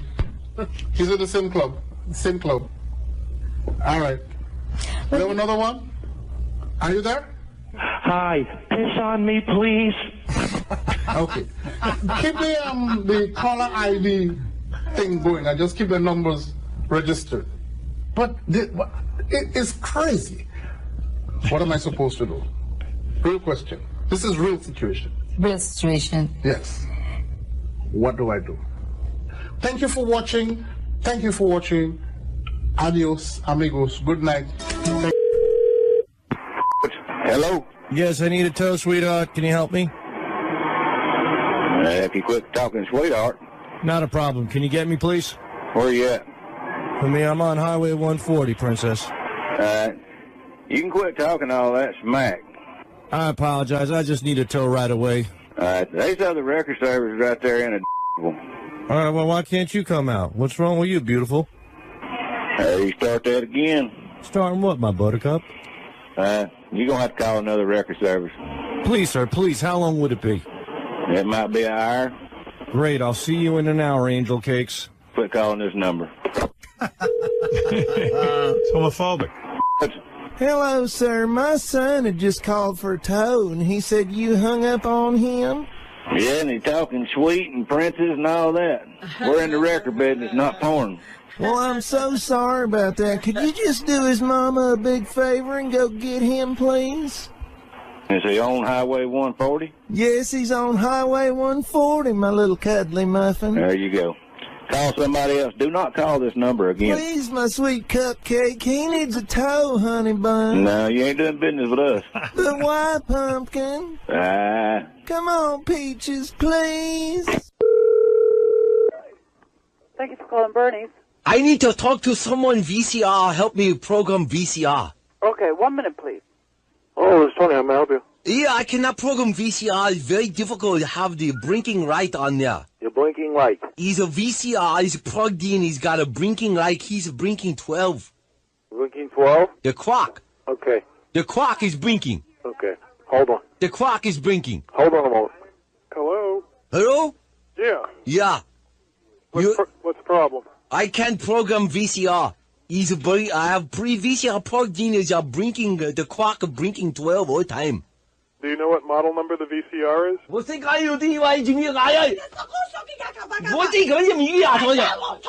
I don't know the VCR model number. I can't see it anywhere.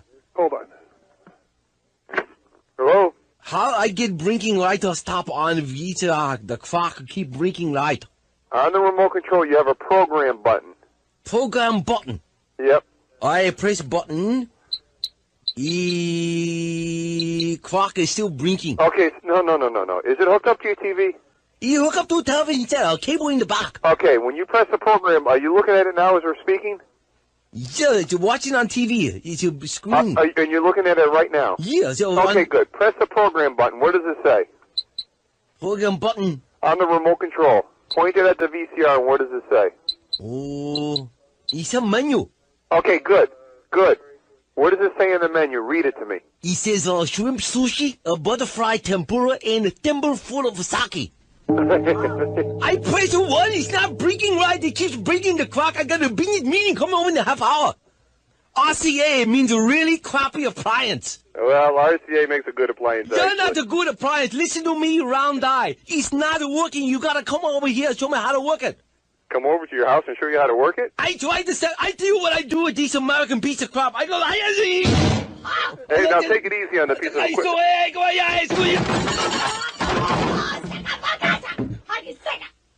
Uh-oh. Clock is still blinking. Yeah, well, it's amazing after what you just did to it. I would recommend you stop beating on the machine. It is the Swap Shop. Got to be the most listened to radio broadcast on the air. All right, let's go to the calls. Good morning. You're next on the Swap Shop this morning. I'm selling a classic, an antique Singer sewing machine. Mm-hmm. It's a hand crank sewing machine. It's got an original golden leaf pattern. It's only $95. And your number? 47. Mm-hmm. Yeah, and do me a favor, just give me a call after 4 when I'm home. My wife doesn't like the phone ringing all day. Just ask for Fred Norris. Got an antique sewing machine, and it works. Good morning, Swap Shop. Did a gentleman call up selling a hand crank sewing machine, gold leaf antique? Yep, got a phone number right here for you. What's that number? 47. It figures. That's my number. That's my sewing machine, and he shouldn't have been selling it. That was my husband. You're selling stolen goods on your show. I don't know if you realize that or not. Well, let me tell you something, mister. I'm not selling nothing. It's you and your friend that's selling the product, and don't be accusing me of selling nothing. Thank you very much. That person's not going to jump on me like that. I didn't sell nothing. All right, let's take another call. Good morning, Swap Shop. You're next on the air. I want to apologize. I want to let you know that sewing machine should be up for sale, and please disregard my wife. Take the damn thing down, Fred. I can't handle this, guys. Don't, just come see me at the radio station, and I'll take it up with you in person.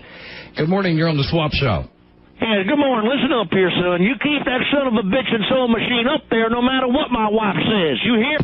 Hey, buddy, you ain't going to call me. If you got a problem, call me after the program. Good morning. You're on the Swap Shop. Hi, are you going to apologize to me, sir? You were pretty nasty on the radio to me with my husband trying to sell my sewing machine.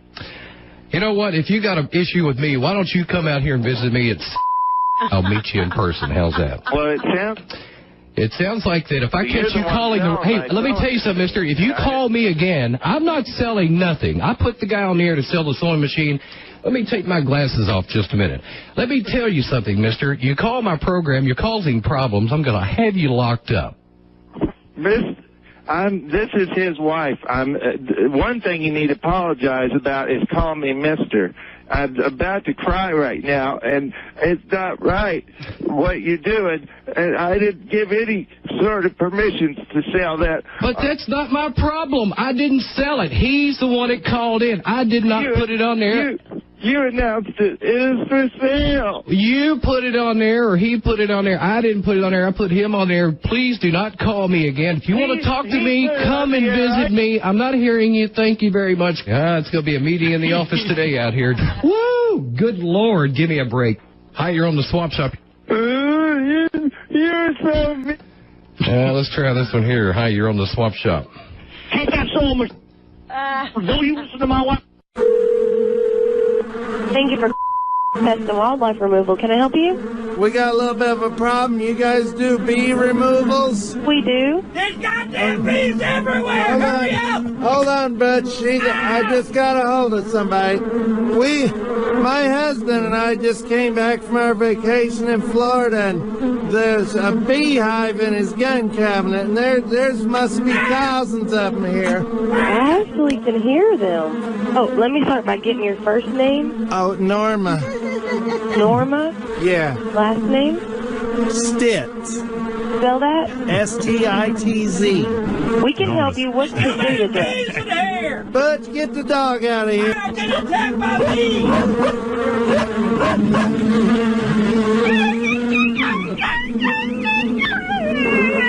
They got the dog. They got Petey. You just need to get out of there. What? You need to get out of there. Are the bees in your home? Yeah, they're right here in my husband's gun cabinet. Okay, you need to get out of the house. There's somebody at the door! Chinese delivery boys here! Butch, don't open that door. Hello? I need delivery. Hello?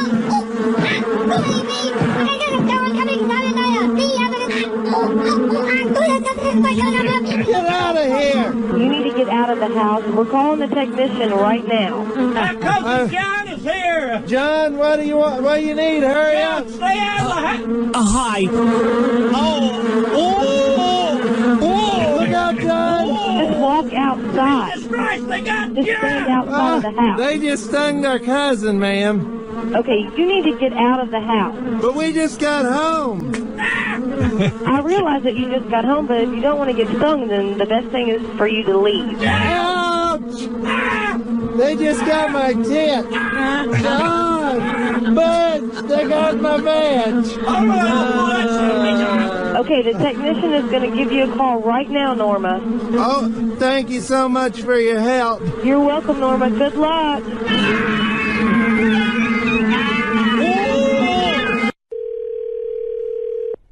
Party started. Hi, how are you? Good, how are you? My grandson's having a birthday party, and I bought one of those helium tanks from you. Okay. And I can't get the helium out of the tank. Oh, okay. You see the top of, there's a barrel on the very top. All you need to do is just slightly turn it. All right. Oh, good eye contact going. Yeah. So you're like all over the place. Seriously, I'm being serious. His confidence is clearly up. He's looking people in the eye. He's standing taller, even though he's so diminutive. He's carrying himself a little bit differently. So overall, I think it's a good idea for Pete to do what he did with the hairpiece. Can I touch it? Yeah, you can touch it. Oh, that's sweet, bro. You look nervous. No, I just don't want to hurt it or anything. It's like spiked up, a little blonde. That's frog in my head now. No, it looks good, man. I don't think it's going to help him get laid. I don't see more pussy in his future with that thing on his head. Looks good. You look younger. You definitely look younger. I was first looking head on, and his head was down, so all I saw was that blonde tuft, and I didn't think it looked bad. And then he turned his head, and I saw the rest of his hair, which was a completely different color, was not attached to the tuft in the front, and it didn't look so great. But you know what? I like Pete a lot, and if it gives Pete a little bit of confidence, I'm okay with it. I touch it. Is it good? Good. Oh, look like somebody got caught in the butt in his head. What is Thanks, Pete. I somebody appreciate cut his color. You got it, man. All right. Yeah. You like the new look? I don't know what you're talking about. The new dough. The new dough? The new dough. I just got a new hair transplant this past week. You're acting weird. You gotta go. Oh, we voted on you. Took 2 seconds. Hey, Richard, Leave Richard's busy. See you later. New dude. What is he talking about, Richard? I don't want to say anything bad because Karan was really nice, and so I'm going to just say it looks great. It looked really good. Fuck. What are you doing back here? What do you want? Richard. Richard's busy. We're cutting stuff up. We're working. What do you want? Yeah. You like it? You like the dough? Time for you to go. I don't know what you're talking about. You like the dough? Yeah. What's that? You know what I like to do? I like to shut the door. I would say before this, considering that Pete kind of looks like an emaciated Sting on crack with HIV, the hair made him look like an emaciated crack-headed Sting with HIV with hair. Did that? You like the new hairstyle? Good luck, buddy. Interesting, huh? No, that's it. Yeah, there's a lot of you that's interesting. The hair's just the start. Pete looks like an idiot. There you go. Done. That's it. That's all it needs to be said. Hey, nice. How you doing? Amanda. You like the hairstyle? Yeah, Thank we you. talked about it. That's great. And finally, Will had me hit on one of the female interns. So, the reason why I know it's not That's not good. I am single and available, so you know. What? Want to have a chat later on? We can do it. I'm actually taken, but you know, thank you for the offer. All right. I would give him a fair chance and go on a date with him if I were single and I were not in love with my boyfriend, and if he had asked again. And you know what? Why not? They just don't know what they're missing, you know. Big penis, big personality, you know. Chicks love the penis, and they love a big dick. I think it's it's going to go really well. Robin's concern was the maintenance, and that is a major part of it. Because looking good now is, inevitable, but later on, let's see what happens. You know what I mean? Right. Yeah, so hopefully he'll be able to maintain it. I'm going to keep on top of him and instruct him what to do. And even though we have like a long distance relationship, we'll try to maintain it as best we can. Pete, listen, don't fuck with me. You better come in and get your service, okay?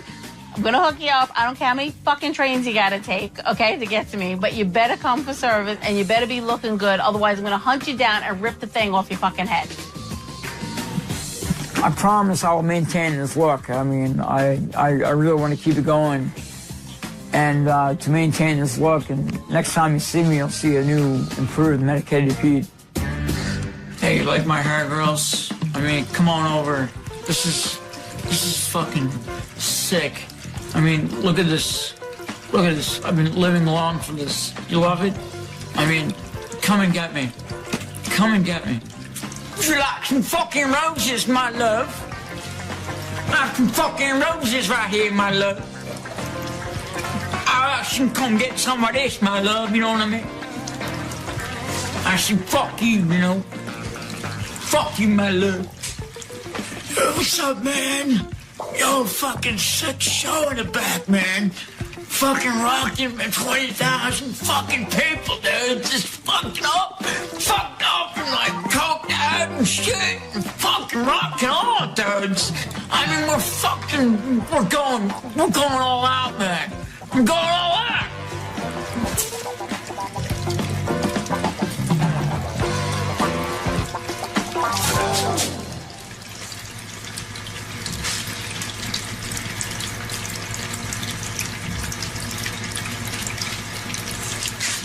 Come and get some of these.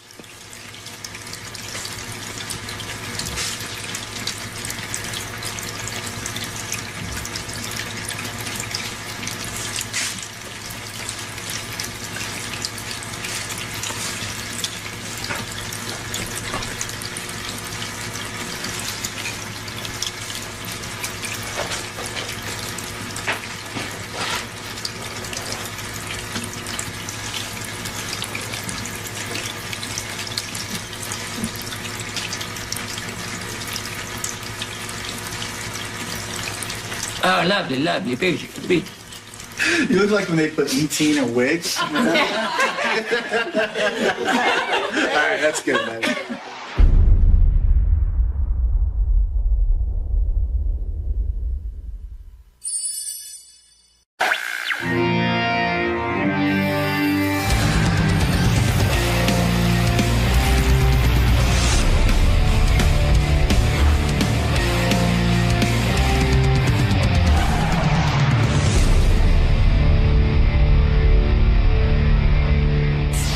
John Lieberman is here with some headlines. He's got a breaking story about a new feud that's broken out here on the show. Really? This is a feud between... John Lieberman was hired because he's Jewish. Who's the new...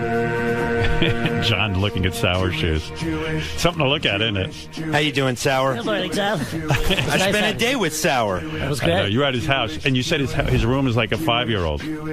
Yeah, his room resembles my 5-year-old's room. There's Hot Wheels cars, there's G.I. Joe figures, there's animated shows on the TV. I mean, what cartoons? You were watching cartoons. He can't be a brony. No, don't tell Are you a brony? That was actually the cartoon I'm helping create, Ming the Minibus. I'm part of a cartoon called Ming the Minibus. Oh, yeah? I don't care. Yeah, so he was... Anyway, so John, what is his story? So we have a few breaking... we have a few breaking stories, Howard. Yeah. The first is this new feud that you just referred to. The relationship between Jason Kaplan and J.D. Harmeyer has deteriorated. Yeah, I think I have some tape on this. Mm-hmm. Let me see if I can find it real quick. Oh, yeah, here's J.D. and Jason fighting. J.D. now is in a feud with Jason. Think about that. I guess some guys just, want to just pump up their Twitter. Hold on, is this Jason's passive-aggressive way to try and make sure he's seen as the best employee ever around here? You heard what he had to say. I'm not going to disagree with him. I am the best employee around. By the way, what's wrong with a guy trying to prove he's the best employee around here? it's not a proofing. It's actually doing a good job. Yeah. Here's the issue. It started when Jason voiced his displeasure that the Block Party guys tweeted out photos of the weekend's events instead of sending them to Jason for howardstern.com. Yeah, well, they don't give a fuck. This show doesn't do anything for them. Jason's right. Jason's the only motherfucker around here who cares. Ronnie, send it to howardstern.com if you got a picture. We're the fuckers who are putting you on the map. You too, Shuli. I didn't. What? I didn't send any out, Howard. Who did it? Ronnie? No, we are. And what's wrong with Jason pointing that out? I commend you. Well, he is the fucking best employee around here. No. It's not just that. What? What's wrong with him being a good employee? No, it's not that. He's making it seem like I don't give a fuck about the show when You don't? I do. Yes, I do. Why did you? Howard, can I help out a little bit? Go ahead. Jason's big complaint is that the Block Party goes away and they tweet and they send out all these pictures, but specifically... Well, I guess Twitter employs them, and they're trying to build up Twitter. But specifically with JD, he's like, hey, you get to go out on the Block Party because of the show, yet you come back and you won't tell us who you fuck. Well, I get that, but I'm just saying with the pictures, I don't get that. The pictures, and this has been a long time. Like I've tried setting up Dropbox accounts with these guys. I've talked to them. Hold on. Oh, you gonna interrupt me? I'm sitting there talking. No. Okay, fine. No. No, go ahead, talk. No. In all fairness, it's funnier when JD talks. JD, wait, sorry, what? What'd you say? JD is very articulate when he's fighting with Jason. I have 45-second sound bites from yesterday where JD doesn't say once. Well, he is very upset about this. Let me just say something, not just for JD's ears, for everyone around here. Being a good employee is a good thing. Yeah. Jason's sitting at home saying, hey, why don't you send that to howardstern.com instead of Twitter? Like, who do you work for? Tell me, Howard Stern or Twitter? I work for you, but there's two things. So does Twitter ever pay you? No, but there's two. All you care about is your Twitter followers and getting verified. No. Cancel your fucking Twitter. Every guy here should cancel his Twitter account. If you want me to cancel, I'll cancel. Good. I don't care. Okay, fine. You cancel your man. He's not the problem. You are. Yeah, you're the problem. All right, tell me why what you're saying. I don't even know what you're saying. What's your defense? There's two things. Okay. First, instead of being... What? He didn't even get one thing out. What did you just say? It's hard to be around Jason at work. Why? Because when else are you around him? He's tried asking you nicely to. No. He didn't ask me at all. That's the problem. That's not true. That's so not true. He went over to John Lieberman and did the story in front of me, voicing this displeasure. He's never said to you, rather than coming up to me beforehand and say, "Hey, would you mind send me the pictures?" Does JD have a point? Hold on. Second of all, in the past, before this weekend, in the past. I'm not like the Block Party photographer guy or whatever. But okay. But I've told. Did he ask you in advance to send it to howardstern.com? No.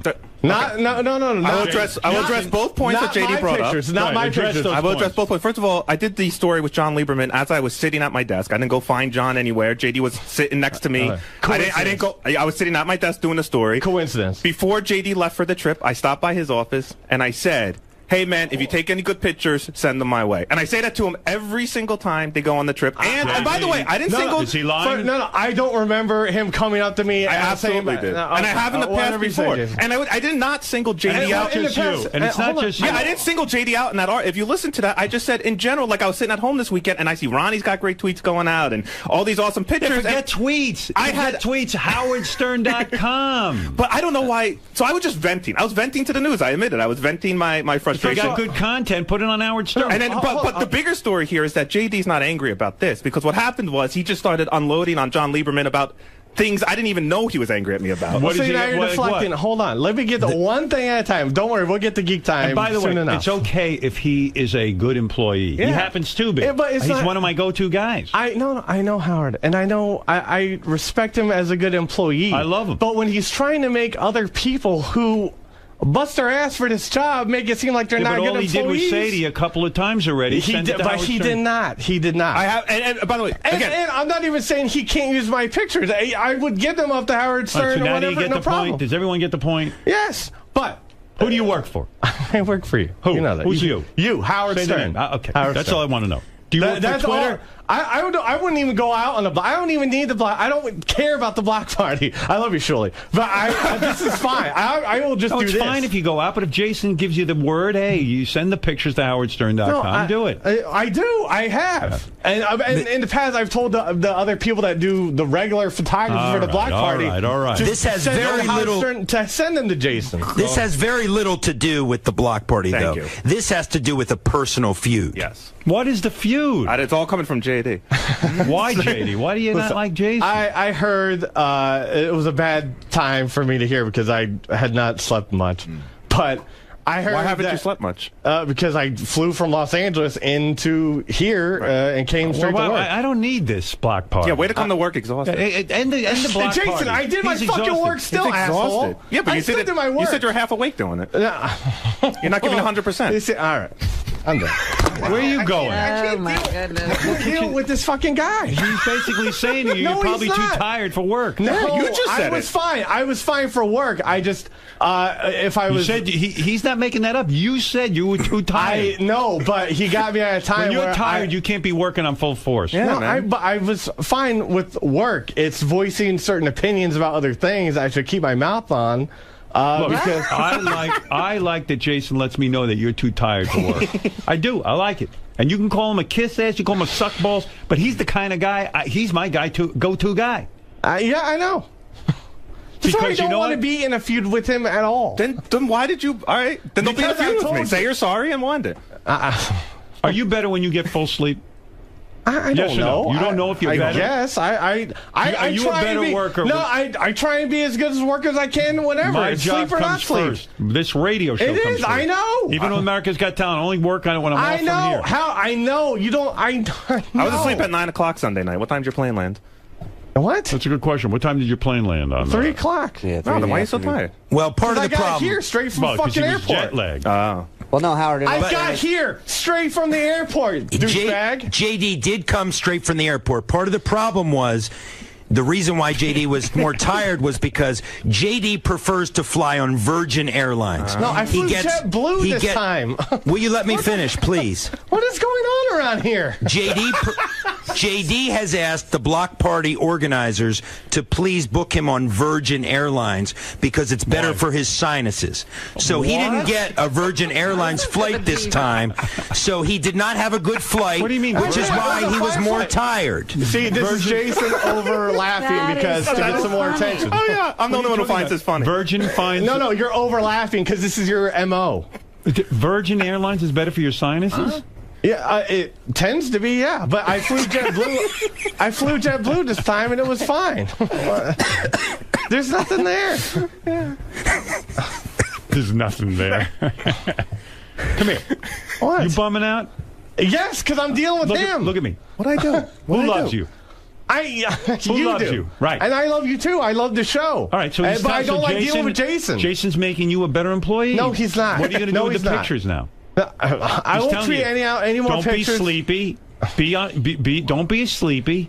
And take your pictures and send them to him, and he'll distribute them. That's fine. All right. There it is. Good to go. What are you fighting about? The guy's making sense. You're just upset that he's right. Whatever.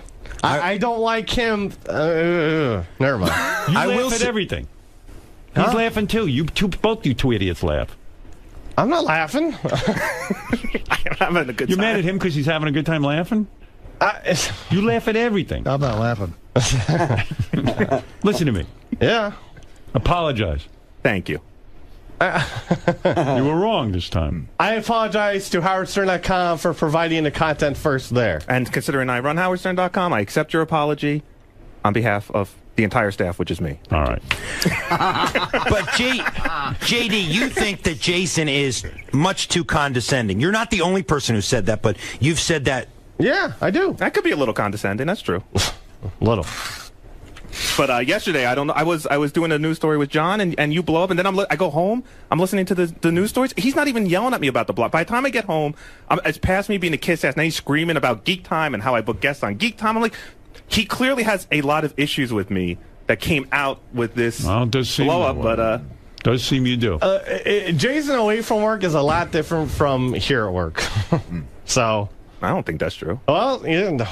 Sorry, it is. That's how I feel. Alrighty then. All right, John, you've uncovered another feud. Howard 100 News, right on target again. It's disturbing. But listen, we all come out better people for this, JD. JD, we're going to be a better employee. You're a better person. Thank you. Jason, carry on. Nothing wrong with what you said that I can see. Thank you, sir. All right, get back to work. There he goes. Jason, Employee of the Month. Good work, John. Jesus, you can cover everything around here.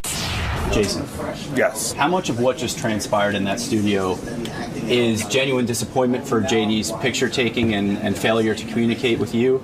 And how much of that is just trying to get a rise out of one of your coworkers? So we're dealing with two different things. The story I did on the news yesterday that angered JD so much was not about getting a rise out of JD. It was about me venting my frustration at the block party, all of whom I've asked for pictures before. I've sent up Dropbox accounts for. Shuli's usually the best at it, but it's always like a day late. And then this weekend, I was watching, he tweeted great pictures this weekend. There was a lot of cool stuff coming out. And then you hear Howard open up the show with it for 2 hours yesterday. I had no pictures. So I vented to the news. So that's part one. But everything in the studio right now is just to get under JD's skin, because he's clearly furiously angry at me for, you'll have to go find out for your own reasons what that is. And, at this point, it's just funny. I mean, we're on the radio, sitting there goofing on him. I mean, what are we supposed to do? Yeah, I was totally trying to get a rise out of him today.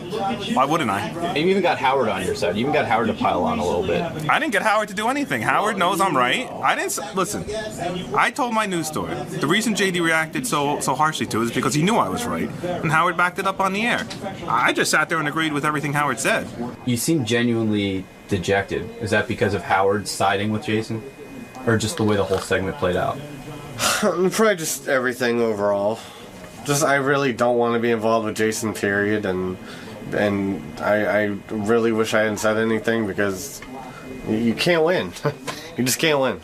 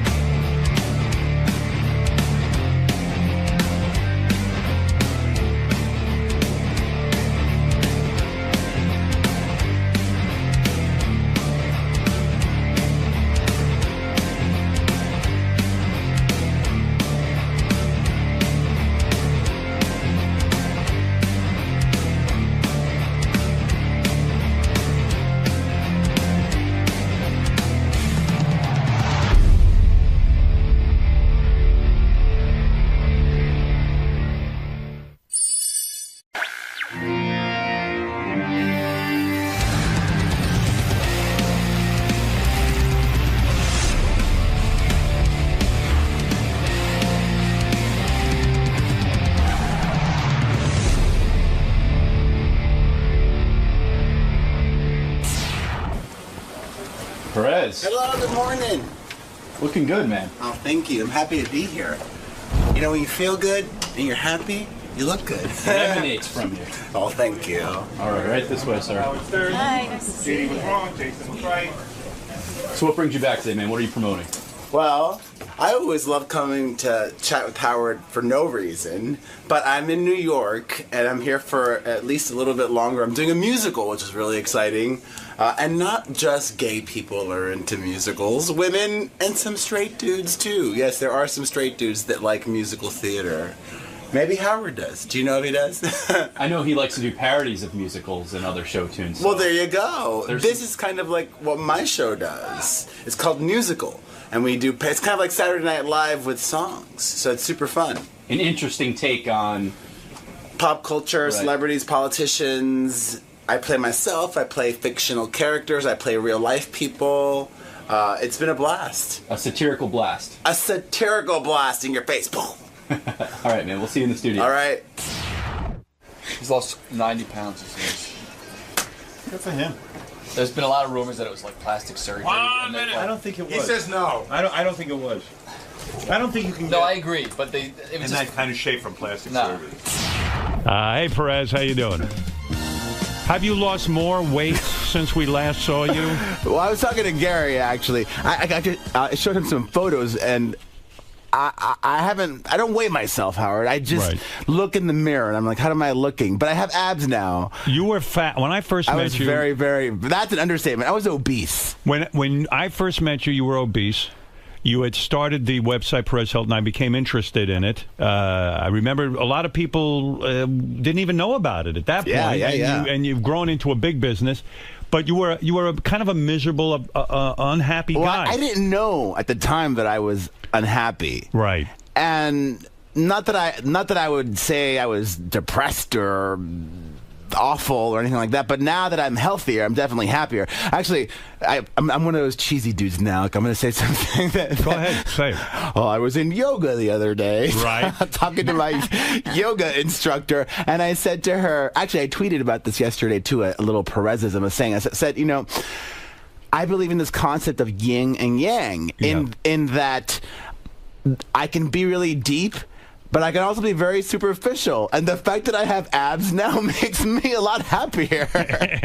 Well, that is superficial, but yet we're talking about your health here. Yeah. And, you know, you talk about being an unhappy guy, but in a way, when you were unhappy, you would spend, like, your entire life in that room with the computer doing... At a coffee shop for the first couple of years, actually. And doing Perez Hilton and not worrying about anything else except Perez Hilton. Yeah. But now you have a life. Yeah. Now you're doing a Broadway show. Now you're doing, you know, like you said... My family I'm taking care of. You're going to the gym. You're working out. You have friends now. How the hell are you burning the candle at both ends? How are you keeping that whole Perez Hilton thing going? Because you're sort of the reason for the success of it. Yeah. Well, now it's just do you have a making staff? Choices. Oh, I definitely have a staff. I have 5 websites now. I have my own radio stuff I do. I started my own TV production company. I'm trying to get my Howard Stern on. Yeah, but you can't be doing a Broadway show and working out. Well, the great thing about that is that it's at night.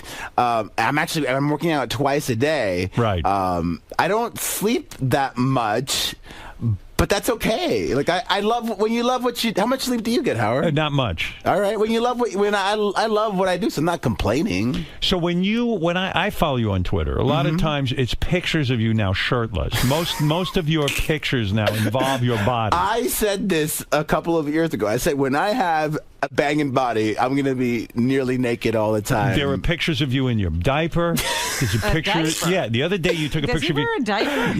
Yeah, it was a Halloween thing he was involved in. A diaper? I don't think I had a photo of him in diaper. You were practically nude. It was from this show where I play Prince Harry. Right. So I'm wearing it's like a nude underwear. Are you far from doing a full nude shoot? I would. You wouldn't do a sex tape. No. But you would do a tasteful photo shoot with your cock and balls. I don't think I would do it with like a boner or anything. No, but I'm saying... But I would get naked. You would? Yeah. Wow. This is a new you. Yeah, absolutely. And people have accused you of achieving this through plastic surgery, but I don't think you can. I don't think you can get You can't get abs. And you can't look healthy or be healthy. It's been a 5-year process, and I'll share the secret with anybody listening who wants to know. The secret, as I've realized recently, is that it's pretty much, for me at least, 80% what you eat and don't drink. Right. Because you can work out every day, but if you're cheating a lot and boozing a lot, you're not going to be in really good shape. I recently lost about 12, 13 pounds. I needed to. I was getting a little sloppy. And I noticed I cut out drinking wine at night. That's it. Out the door. I mean, that kind Makes of sucks. a difference. But it sucks. But I've reprogrammed my brain to no longer associate like drinking or eating bad things with having fun. Right. Now I just have other types of fun, like going to see But don't you ever shows. look at those people who are doing all of that and remain skinny? Yeah, and that's they have sickening. abs? I don't know. That drives me nuts. So for me, it's 80% what you eat and don't drink, 15% working out, and then 5% genetics. For some other people, it's more than 5% genetics. Right, and they get all the genetics. Yeah, but are you starving yourself? No. You appear to now be getting into the area where you're almost anorexic. True? No. No? I'll show you my abs, Howard. Don't make me. Are you unnaturally thin now? Are you? This is not even. This is ridiculous. ridiculously Now thin. I eat a lot, but I'm also very like I'm that dude now who before the gym takes a protein shake. Right. After the gym, I take another one. Right. You've got it all figured out. Yeah. Like I'm eating all the time, and when I eat, and like before at night, I take a casein powder so that it's extended release while I sleep. Were you ever this skinny growing up? No, never. I never, ever had abs before, and I don't even know how long it'll last because I also realized that maintaining abs is ridiculously hard work. I would think now you're naked with partners a lot more because now you're proud of your body and you become more sexual. A lot more, yes, but still not a lot. Right. You haven't met a guy yet that you are in love with. You still have not opened your heart up to that. My heart is open. No, it's not. Yes, it is. You could meet a guy. I'm also very picky. Yeah. And when's the last time you went on a date? What are you looking for? I don't know. I'm looking for a husband. But I'm also open to sex and all these other things. Last time I went on a date was in August. And that was the same with we hooked up. It was awesome. You hooked up. He was a dancer. And what happened? You blew each other? But he lives in a different city. I see. So you can't get together. You blew each other. You had a big date. But we did more than blow each other. He went up your asshole. Right? No, I went up his. You went up his asshole. How was that? He's a dancer. Was that fun? It was like magic. I had not been with a dancer. The things a dancer can do with their butt. Really? What do they do? Well, just even before we did that, sometimes straight people can do this too. Like if you could just like rub it without even sticking it in, and the way he was able to squeeze. His ass cheeks were tight. Yes. And you just went up against those steel buttocks. That was just like the warm up. That was the appetizer, and I was just blown away at how good that was. Did he blow you first? Did you come and then you had to wait and then go in his ass? No, but it was a long time. I was also ridiculously drunk at that point, as one does in Vegas. Right. Okay, so you were drunk, you met a dancer, you go back to the room, first, we went in the shower. Always the shower.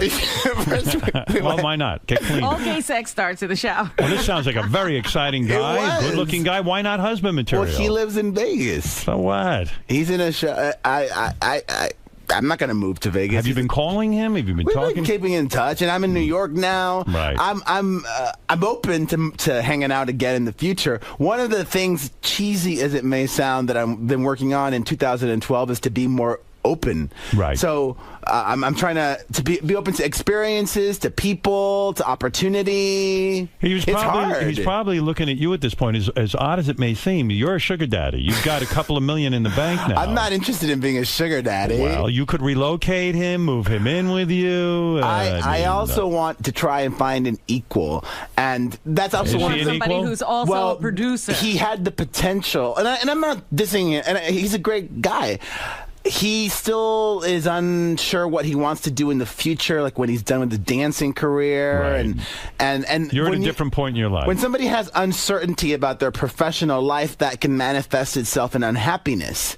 And I'm very certain with my professional life, and I'm really happy in that respect. And I want somebody who I think is an equal. Take me into that. You're a little too. You got too many rules. He has a lot of rules. Take me into that room in Vegas. A lot of people love romance. You get in the room, the dancer and you begin blowing each other simultaneously or one at a time? Well, I actually was a little bit shy at first because he's so hot. Right. Am I really going to get it on with this super hot dancer dude? Well, you have fame now, and that's what happens. And he's the one who suggested going in the shower. I'm like, fuck yeah, let's do it. Hey, let's see what happens. I'm down. And then it was a lot easier. He soaped up your balls? Once he initiated things. Did he soap your balls?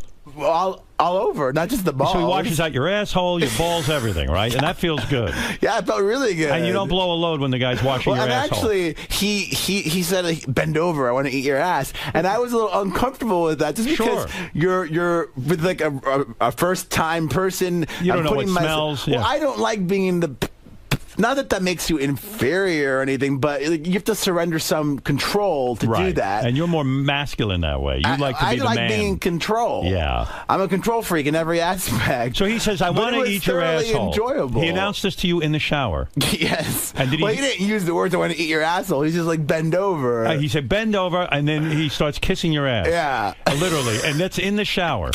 This must be some big shower. It was a huge shower. Right. I stayed at a really nice And hotel. his tongue went into your ass? Yes. And what did that feel like? Was that the first time that happened to you? It felt mostly good. Well, it happened before, but I don't usually do that with And when somebody a tongue I just is in your made. ass, while it feels good, you're saying to yourself, gee, I wonder if there's duty back there. I wonder if it smells. Am I correct? Well, we're in the shower, so there's less of a concern for that. Right.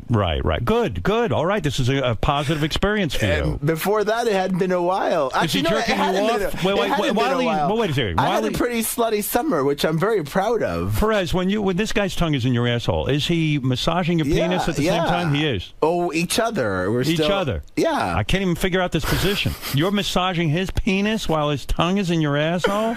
Depending on the position, yes. Wow. Just grab from behind. Yeah, I tell you, it's a You need a wild. roadmap. You're not kidding. Now, were you afraid of any kind of STDs? According to Paris Hilton, who you get your name from, all gays have AIDS. So we can talk about that. Actually, let's talk about that. Go ahead. I've people have been asking me about Paris Hilton that I know, and her homophobic remarks, which are clearly homophobic. Yes. And I'm not making excuses for anybody or anything.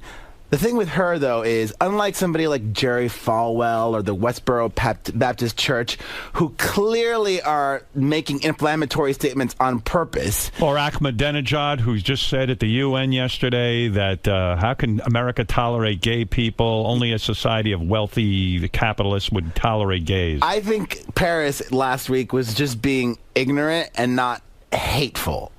And I that agree still with you. Doesn't excuse her words and actions, but from what I understood, if I had to put it on a scale with what other people have said, I happen to and agree she's with made you. out with girls before, and still, gay people themselves or bisexual people can still be homophobic. I am not, I'm not a fan of Paris Hilton. I don't get the whole thing, but. I think are you a fan of Kim Kardashian? I've had her on the show and everything, but I guess something. I don't know. There's something weird there, but I don't know what she does. But here's the thing. I agree with you about Paris Hilton. I do, because I think that she was with a gay friend and she's saying, "Oh my God, gay people are so promiscuous," and she's having this conversation. And she was clearly drunk or high or whatever. I would guess so. Yeah. Do you hang with her? Well, she came to see the show that I'm in like 2 weeks ago, which is very nice of her. Right. And they make fun of her in the show, which I didn't tell her about, but she took it with stride and laughed and thoroughly enjoyed it, she So said. you're now a performer. You're in show I'm doing business. this off-Broadway show called Musical. It's kind of like Saturday Night Live with songs. Are you naked in it? I play Prince Harry, so I'm pretty nude, which hopefully won't dissuade people from coming. Do you have a lot of lines? Yeah. This is a real job for you. Yeah, I play myself. I play real-life people. I play fictional characters. I feel like I'm a freshman all over again because I came to New York City in '96 to study acting at NYU, only now I'm wiser and staying in a nicer dorm. And was it a difficult thing to learn how to act with this play? No, I wasn't even nervous. What's great about it is that I'm not pretending to be anybody other than who I am or what I am. And actually, the first line that I sing in the show is... You sing? Yeah. Are you a good singer? The first line that I sing is, if Rosie O'Donnell can be on Broadway, then fuck it, so can I. That's literally the first line. Did you recently have an experience where you were on Glee? Oh, I was acting on... Yes. And you worked with Lindsay Lohan. And you said... She is very, very unprofessional, like more unprofessional than you might think. What happened? What was your experience working with Lindsay Lohan? Well, Lindsay is currently hospitalized. Did you hear this? I didn't know that. Yeah, she's in the hospital in New York because she's suffering from pneumonia or God knows what. She's 26 years old. But didn't she go out the other night? Last week she went out partying, and I'm sure that probably didn't help her health. Right. That she's been living it up well in New York. But she's been working a lot this year, which is a good thing for her. But I'm shocked that she still gets gigs. Right. One of the first things she did this year was Glee, and I filmed that with her in April. I was a judge on Nationals. And the first day, well, actually, before we even showed up, the director, I've never talked about this. Ever, anywhere. But time has passed now, and you're the appropriate venue. This is the appropriate place. Yeah, I'm curious about this. The director for the episode Eric Stoltz. He used to be an actor himself. Eric Stoltz played that lion face boy. Mask. Yeah, I love that movie. And he was in the sequel to The Fly.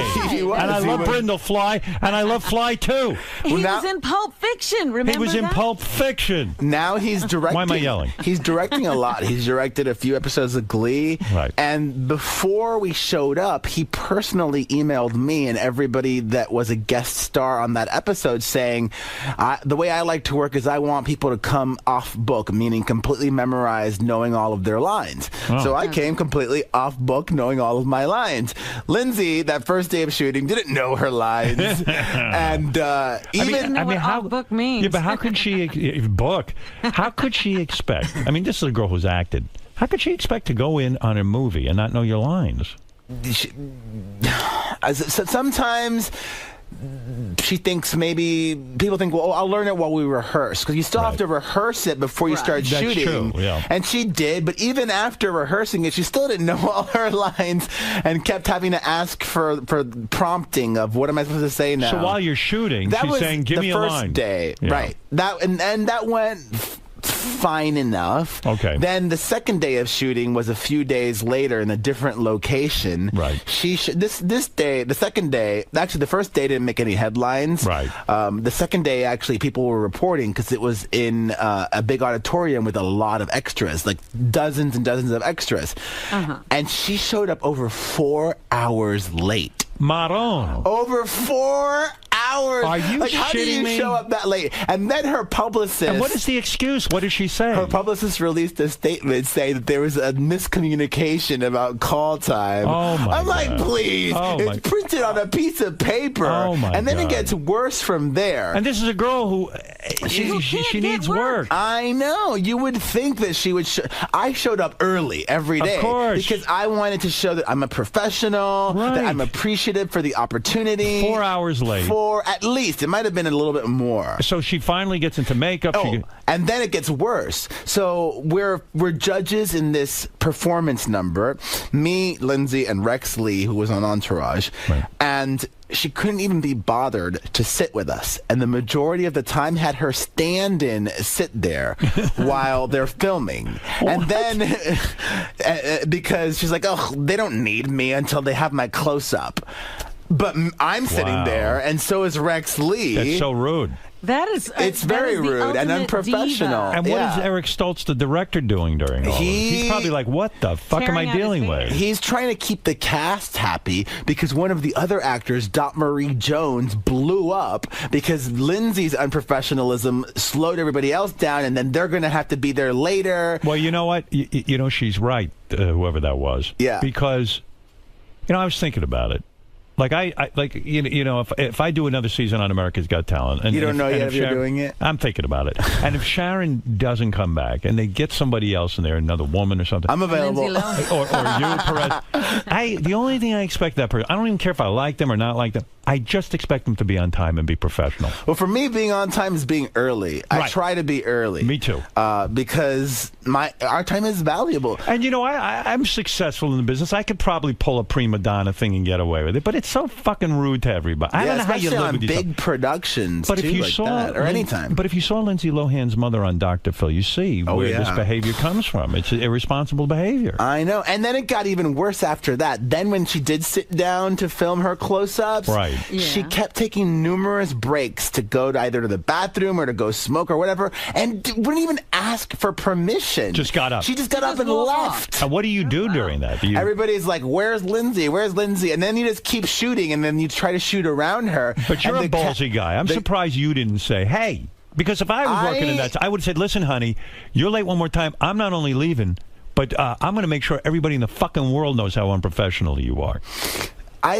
Well, I'm saying it now, although I'm surprised that you didn't want to be part of the problem. Exactly. Yeah. I was surprised that other people weren't telling her, like, oh, you shouldn't really be doing this or that or the other. Yeah, and you would think that she would be especially uncomfortable around you because you have real power. You have millions of followers on the internet. And then she did that Liz Taylor movie where she also had drama on that, too. Well, yeah. I mean, on Glee, it's a simple couple-of-day job, yeah, right? No, she was playing Liz Taylor. Like, I don't know how many chances she's going to keep getting. And I don't know why she gets so many chances and somebody like Tara Reid doesn't get as many. Eric Stoltz, though. I don't know. Eric Stoltz is a professional guy. Yeah, I mean, he was great. He was awesome. How does he handle something like this? Does he go over and talk to her and say, look, you're not That's doing more of a producer's thing. Like the producers have to handle it. He's doing his job directing and setting up each crew and dealing with all the other actors. He must have been so distraught. The cast had a nickname for her. What was the nickname? They wouldn't even call her by her name. They would call her that girl. That girl is making us late again, or that girl is being so unprofessional. Yeah, like how... Pretty delayed. Yeah. So so delayed that they had to add an extra day. I was only supposed to do one day at the auditorium, and it ended up being a second day too, which is more money. But when you're personally in a situation like this, you know it's great for the website. You know it is. Why did you not write it up? Because I was appreciative of the fact that Glee hired me, and I wanted to respect that thing. You respected their privacy. Yeah. In other words, you weren't hired there to be a reporter. You were hired to be an actor on the thing, and that's it. And also, they said, you know, we just want to make sure before filming, things are cool with you and Lindsay and blah, blah, blah. So I'm like, as this is all going down, I'm like, well, I can't say anything. Right. But it's been months now. Wow. And, you're not working together anymore. No, you don't think you'll be doing another film together? I mean, God bless her. So you are, you're in the play. It's called Musical. Musical the Musical at the Kirk It's a lot Theater. of fun, yeah, on 42nd Street. So you're living in New former York. strip joint. You haven't gotten laid since August. I'm living in New York. And actually, I decided that I'm going to stay an extra month in New York once the show's over, just to have fun. It's a wonderful place. And actually, I work so hard, but when I'm in New York, I get to sleep in a little bit longer because I have to wake up extra early when I'm in Los Angeles. Well, you can work from anywhere, right? When you run the website, you basically need a laptop. But I do radio as well, so you have to wake up at a certain time. But in New York, I can wake up on New York time and not be on New York time when I'm in L.A., so it's working out difference. for you. So you were critical of Brad Pitt's mother. She wrote an open letter opposing gay marriage in a local newspaper. And she's knows, also said things about Angelina and all that jazz. She's a live wire, huh? And like, isn't that a weird move? Isn't that a weird move when you're a mom of a celebrity? Don't use that to trade in on you. You know you're going to get attention. My mom runs things by me first. Of course, that's the right thing to do. That's how you do it. And I treat my mom really well. I'm kind of a mama's boy. So you were on. Let's review what else you've been up to. You were on the Oprah Winfrey Life Class show because you were a former bully who is now reformed. I mean, that's, if you were to sum it up, that's it. But it was also more of talking about my spiritual transformation. And a lot of times it feels cheesy talking about these things if you haven't experienced it. But I realized this year, I went for 5 whole months without having a single drink. Not that I have a drinking problem, but without having a drink or having a cheat day. And what happened was a cheat day? Where you eat a piece of candy. Yeah, I didn't have any cupcakes or pizza, none of that stuff. And I was only going to do it for a month because I wanted to take it up a notch this year. One of the things people don't talk about when you lose a lot of weight is that you have excess skin. Yeah. And I don't want to have surgery to get rid of excess skin, and the only way to get rid of it is to do surgery, which I'm not doing, or patience, and to build muscle and lose more body fat. So I was going to go through this hardcore thing for 1 month, and I actually ended up doing it for 5 months. But I realized that sometimes an intense physical transformation, or when you also increase your physical health, it can manifest itself in a spiritual transformation. And I've become a lot more spiritually happy and connected. What religion did you find? None, but Are you praying to God? Well, I would say that he prays to a little fat my man. whole That's right. understanding. Are you now a rabbi, Perez? No, but I do feel like I've had this spiritual rebirth or awakening where my whole interpretation of what religion or spirituality means has changed. Meaning for me, I'm tapped into this thing I call energy. Because energy is real. It's a scientific fact. Some people call it God. Some people call it energy. I like because energy is a fact. Some people call it the light. Some people call it spirituality. Some people call it creativity. Some people call it chi. Whatever it is for you, you've got it. I call it energy because energy is real. And also, energy is negative, and it's not always positive. Like sometimes people say, "Oh, how could God create this or God do that?" You know, a battery has a positive and a negative sign, and you need both in order for it to work. Who gave you this whole new philosophy? What is going on here, Howard? Did you come up with this? No, I like this energy thing. I don't think I even came up with it. What I think is you might have a new religion. No, what I think is I was able to tap into this thing that I think has existed. I like where for you're a going really with this. long Believe it or not, time. I'm with you on this. In other words, the energy, whatever it is, when people go, only good things should happen if you're religious, the energy is sometimes negative. Yeah, that's how energy works. It's Now, not always. The way I hear it is when you were unhappy, you Right. wanted to make other people unhappy. Right. And when you got happy, you were more inclusive, you were more compassionate, you were more understanding there's a because you great- had been where they were. There's a great quote. I'm waiting for me to get some positive energy. There's a great quote that Maya Angelou. Now I'm quoting Maya Angelou and Oprah. God, you really gone over Yeah, I'm quoting it, lost Maya it. Angelou via Oprah. And, but I believe it, and it's true. It's like when you know better, you do better. How many stories have you sat on because now you're a good person? It's not even about having to sit on stories. It's just more about how I report Present them. on them. Absolutely. And What is the sitting big on story other now? stories.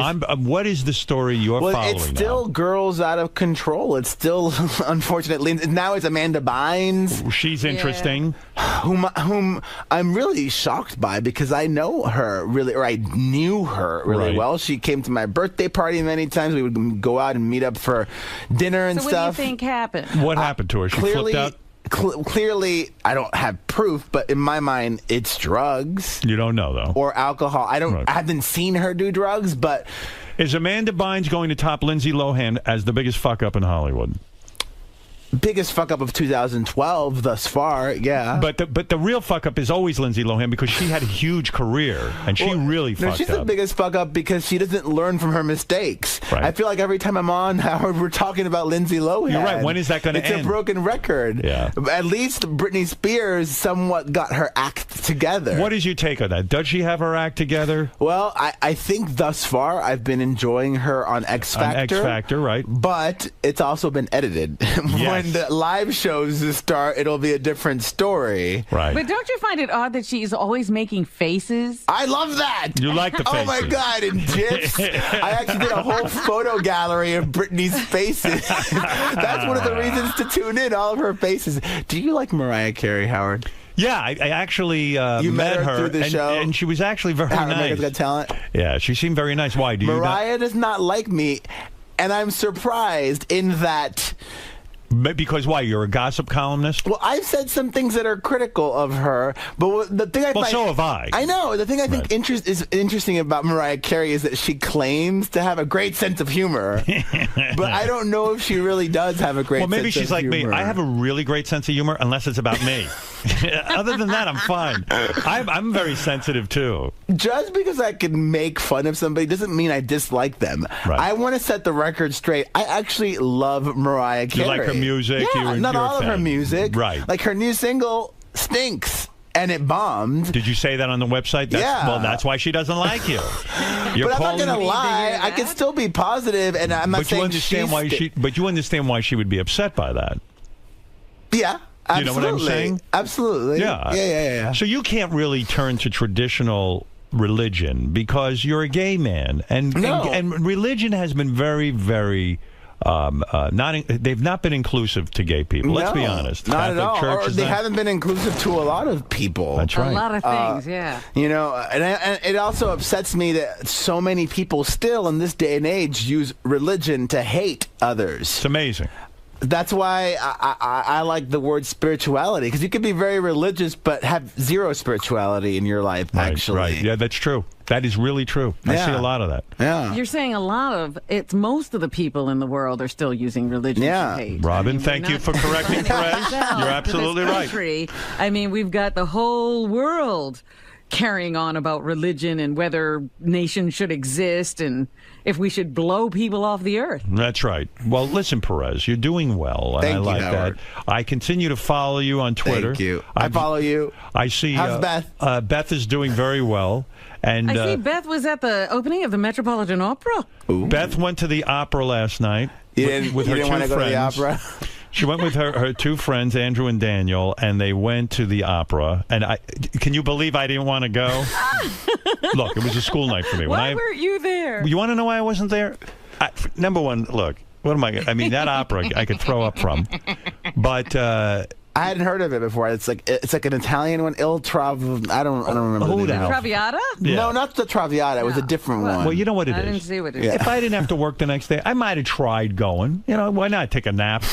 But you know, who While knows? the opera's going on? I mean, I might have gone because it's my wife, and I like to try new experiences. Why not? But I love all the stuff she does too. I have an animal website, teddyhilton.com, where I feature a lot of the things she does, and I love all the things she does for animal rights. Yeah, she works if she's hard. Listening, hey. Hello. Well, she's a big fan of yours, you know. Yeah. She's on that website of yours way too much. And she sent me a text this morning, and she said, I really loved the opera. Which I was like, oh no. So now she wants you to take. Well, she didn't say that, but she went and she left the apartment last night like all decked out in this gorgeous gown. Yeah. And, and like sexy with the titty showing and everything. And Would you ever move full time to Los Angeles, Howard? You know, I love Los Angeles, and I would live in Los Angeles in a minute. I think it's got great weather. You could move your show there if you wanted to. You know, I really couldn't. First of all, well, look, I got 3 kids. They're in the New York area. My parents are in the New York area. My sister, the people are around. But if I had to for work, I would move to Los Angeles. He acts like there's no transportation back. Well, come on. It's really easy to get back. I'm happy I'm in New York. I love New York. But I'm not one of these New Yorkers who thinks L.A. is vapid and stuff. I'm vapid, so why shouldn't I live in L.A.? You're perfect for L.A. I would go to L.A. and I'd sit there and people would say, the people are so different in L.A. They're so slow and laid back. And I went, I don't really see that much of a difference. I don't think. I love L.A. too, and I love New York. Yeah, it's great. I mean, listen, we got to, I've lived all over the country. And the truth be told, it's not that different anywhere you move. You can have a good time anywhere. Yeah. I'm not kidding. I mean, I lived in Hartford and loved it. Loved it. It was great. Nobody bothered me. But you don't talk to anybody. That's right. You really know the people. 90% of my life, I sit in my room. So if I'm sitting in Hartford or I'm sitting in Manhattan, it makes no fucking difference to me. I don't go anywhere. Although the weather is a little better in L.A. L.A., the weather, that I'm envious. I know. Yeah, I do love that. But I almost moved to L.A. years ago when I was working at 92.3 K-Rock here in New York. It occurred to me I had to be on the radio in L.A. And I went to management. I said, I want to syndicate to Los Angeles. If I can't, I got to move. I'm going to quit my job here, and I'm moving to L.A. Wow. And they said, all right, we'll let you syndicate. But I would have quit and moved to L.A. And I got offered a job years ago at KLOS before Mark and Brian were there. And I would have taken it because I like L.A. But this is how it worked out, Perez. You understand?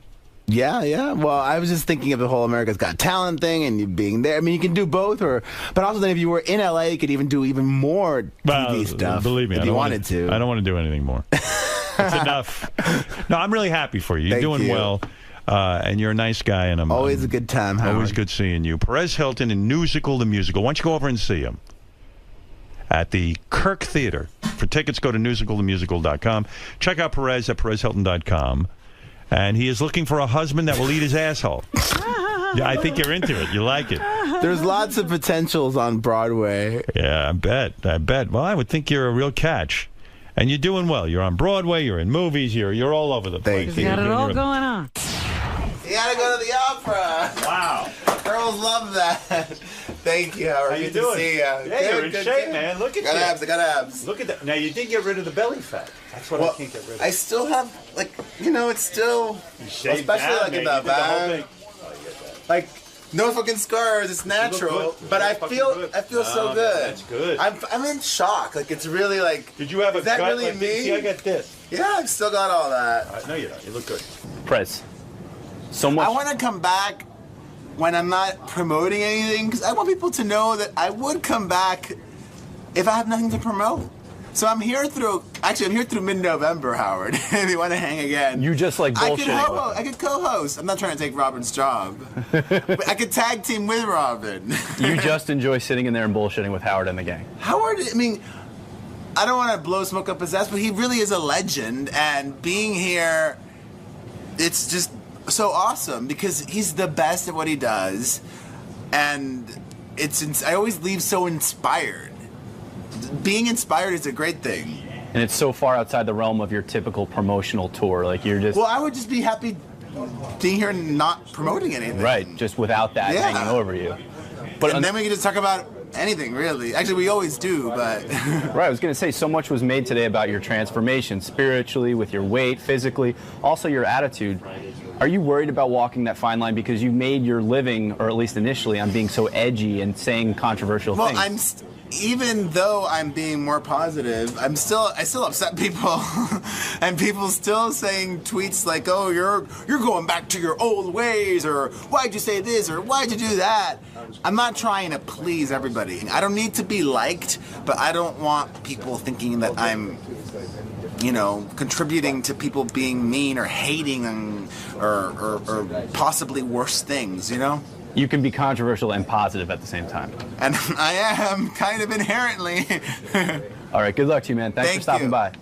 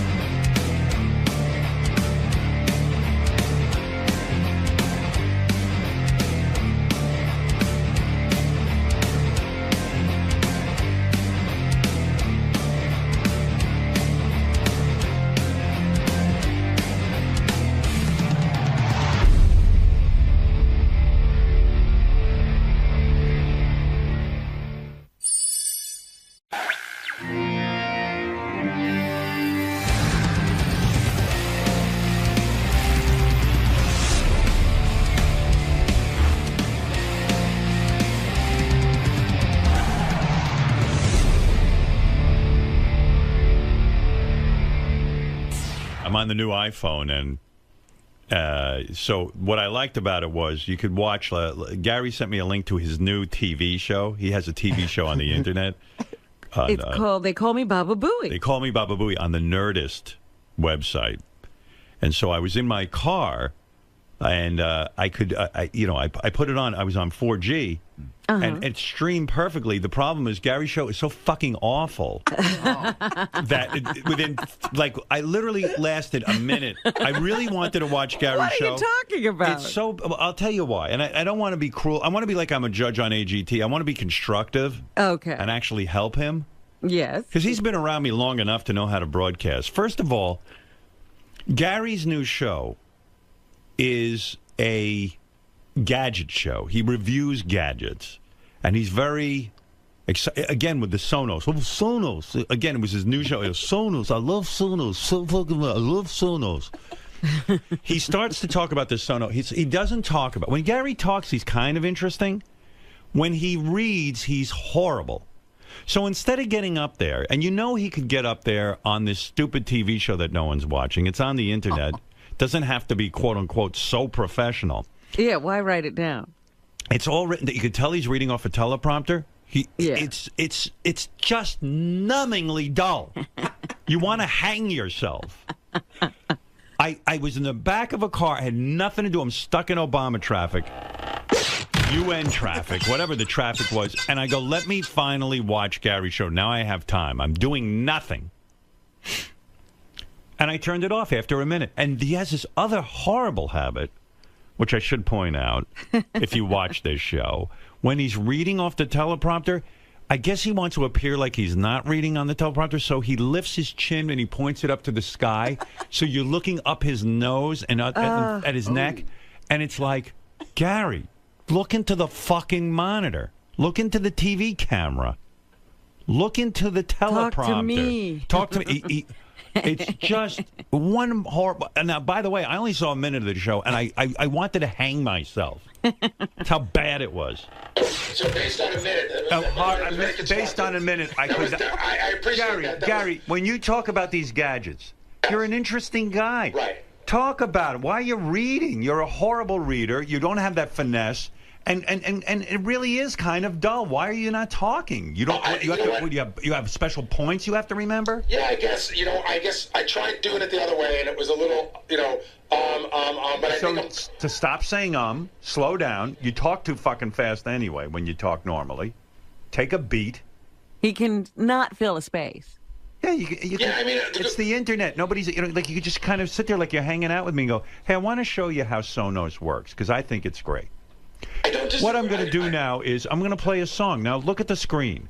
I can press this button and look what happened. Like pretend you're with a friend. I don't disagree with you at all. Yeah, it's a horrible show. Your show, Hold B-. on a second. Your show's the worst show I've ever seen. It's not a horrible show. It's the worst show I've ever seen. That's how horrible it is. Howard, you watched a minute out of 5 episodes. Because I couldn't take it. Okay, so you didn't like that particular part of it? If it was the Gary I knew. Did you get to the second part? No, I just told you. I got it. I'm just saying. I can't sit there. If I watched you on AGT for 1 minute and you weren't that good that night, and I said you were the worst Gary, ever, would that be fair?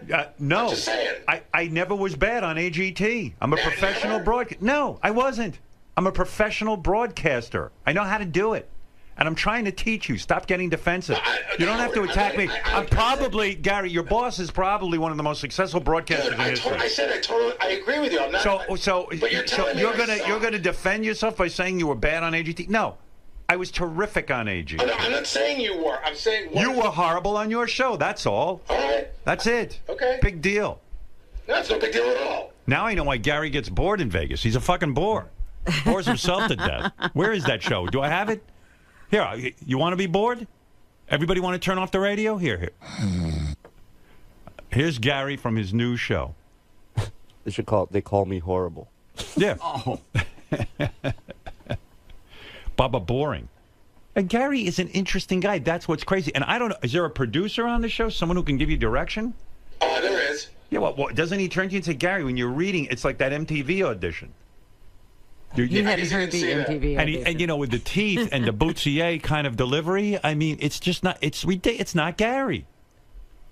It's enough with that. Do a show where I'm hanging out with you and you're showing me cool stuff. Then I'll watch. Because that's the next one that I'm taping is sort of like that. I was interested, because I was interested. I wanted to learn what Sonos was all about. And it was like, if I was at your house, you would say to me, hey, Howard, you got to check out Sonos. Now watch what I can do. And you'd take those big fingers of yours, and you would start pecking and poking at them. Wait a minute. Why are my fingers big? And by the way, isn't it ironic that Gary's a high-tech reviewer and technology geek reviewer, and this is the guy who uses Post-its to keep track of his schedule, and then he hits the keyboard with like a one finger at a time, like a caveman just discovering technology. Dear Wolf, I would love to tell you about Sonos. I love Sonos. I mean, the show's horrible.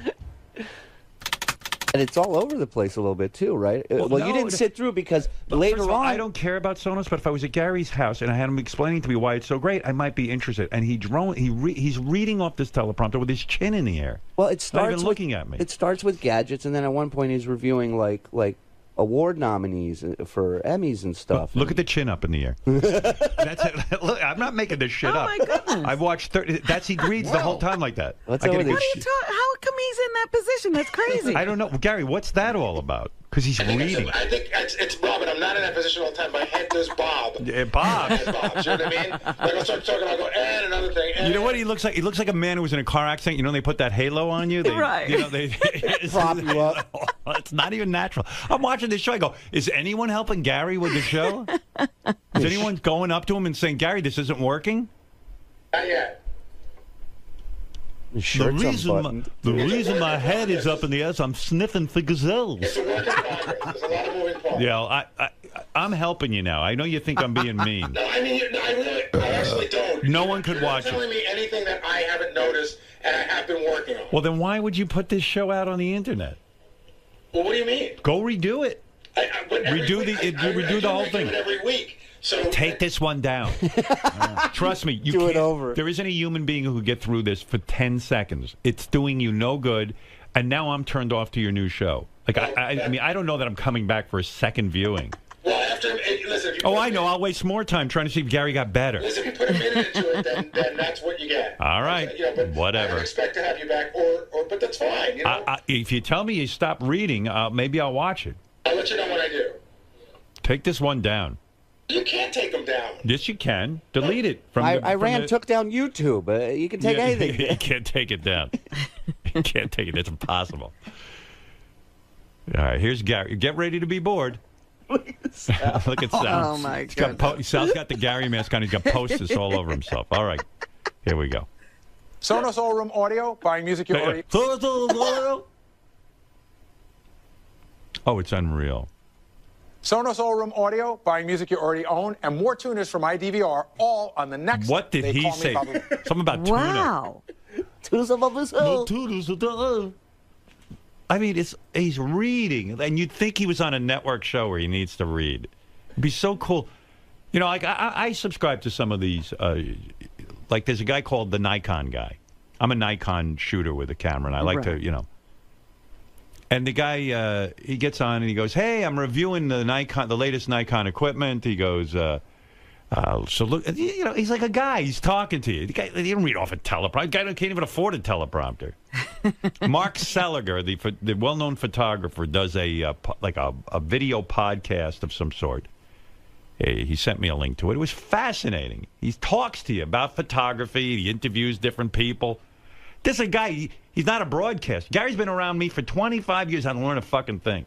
Mark Seliger, who sees me once every 5 years when he photographs me for Rolling Stone magazine, has already picked up every nuance.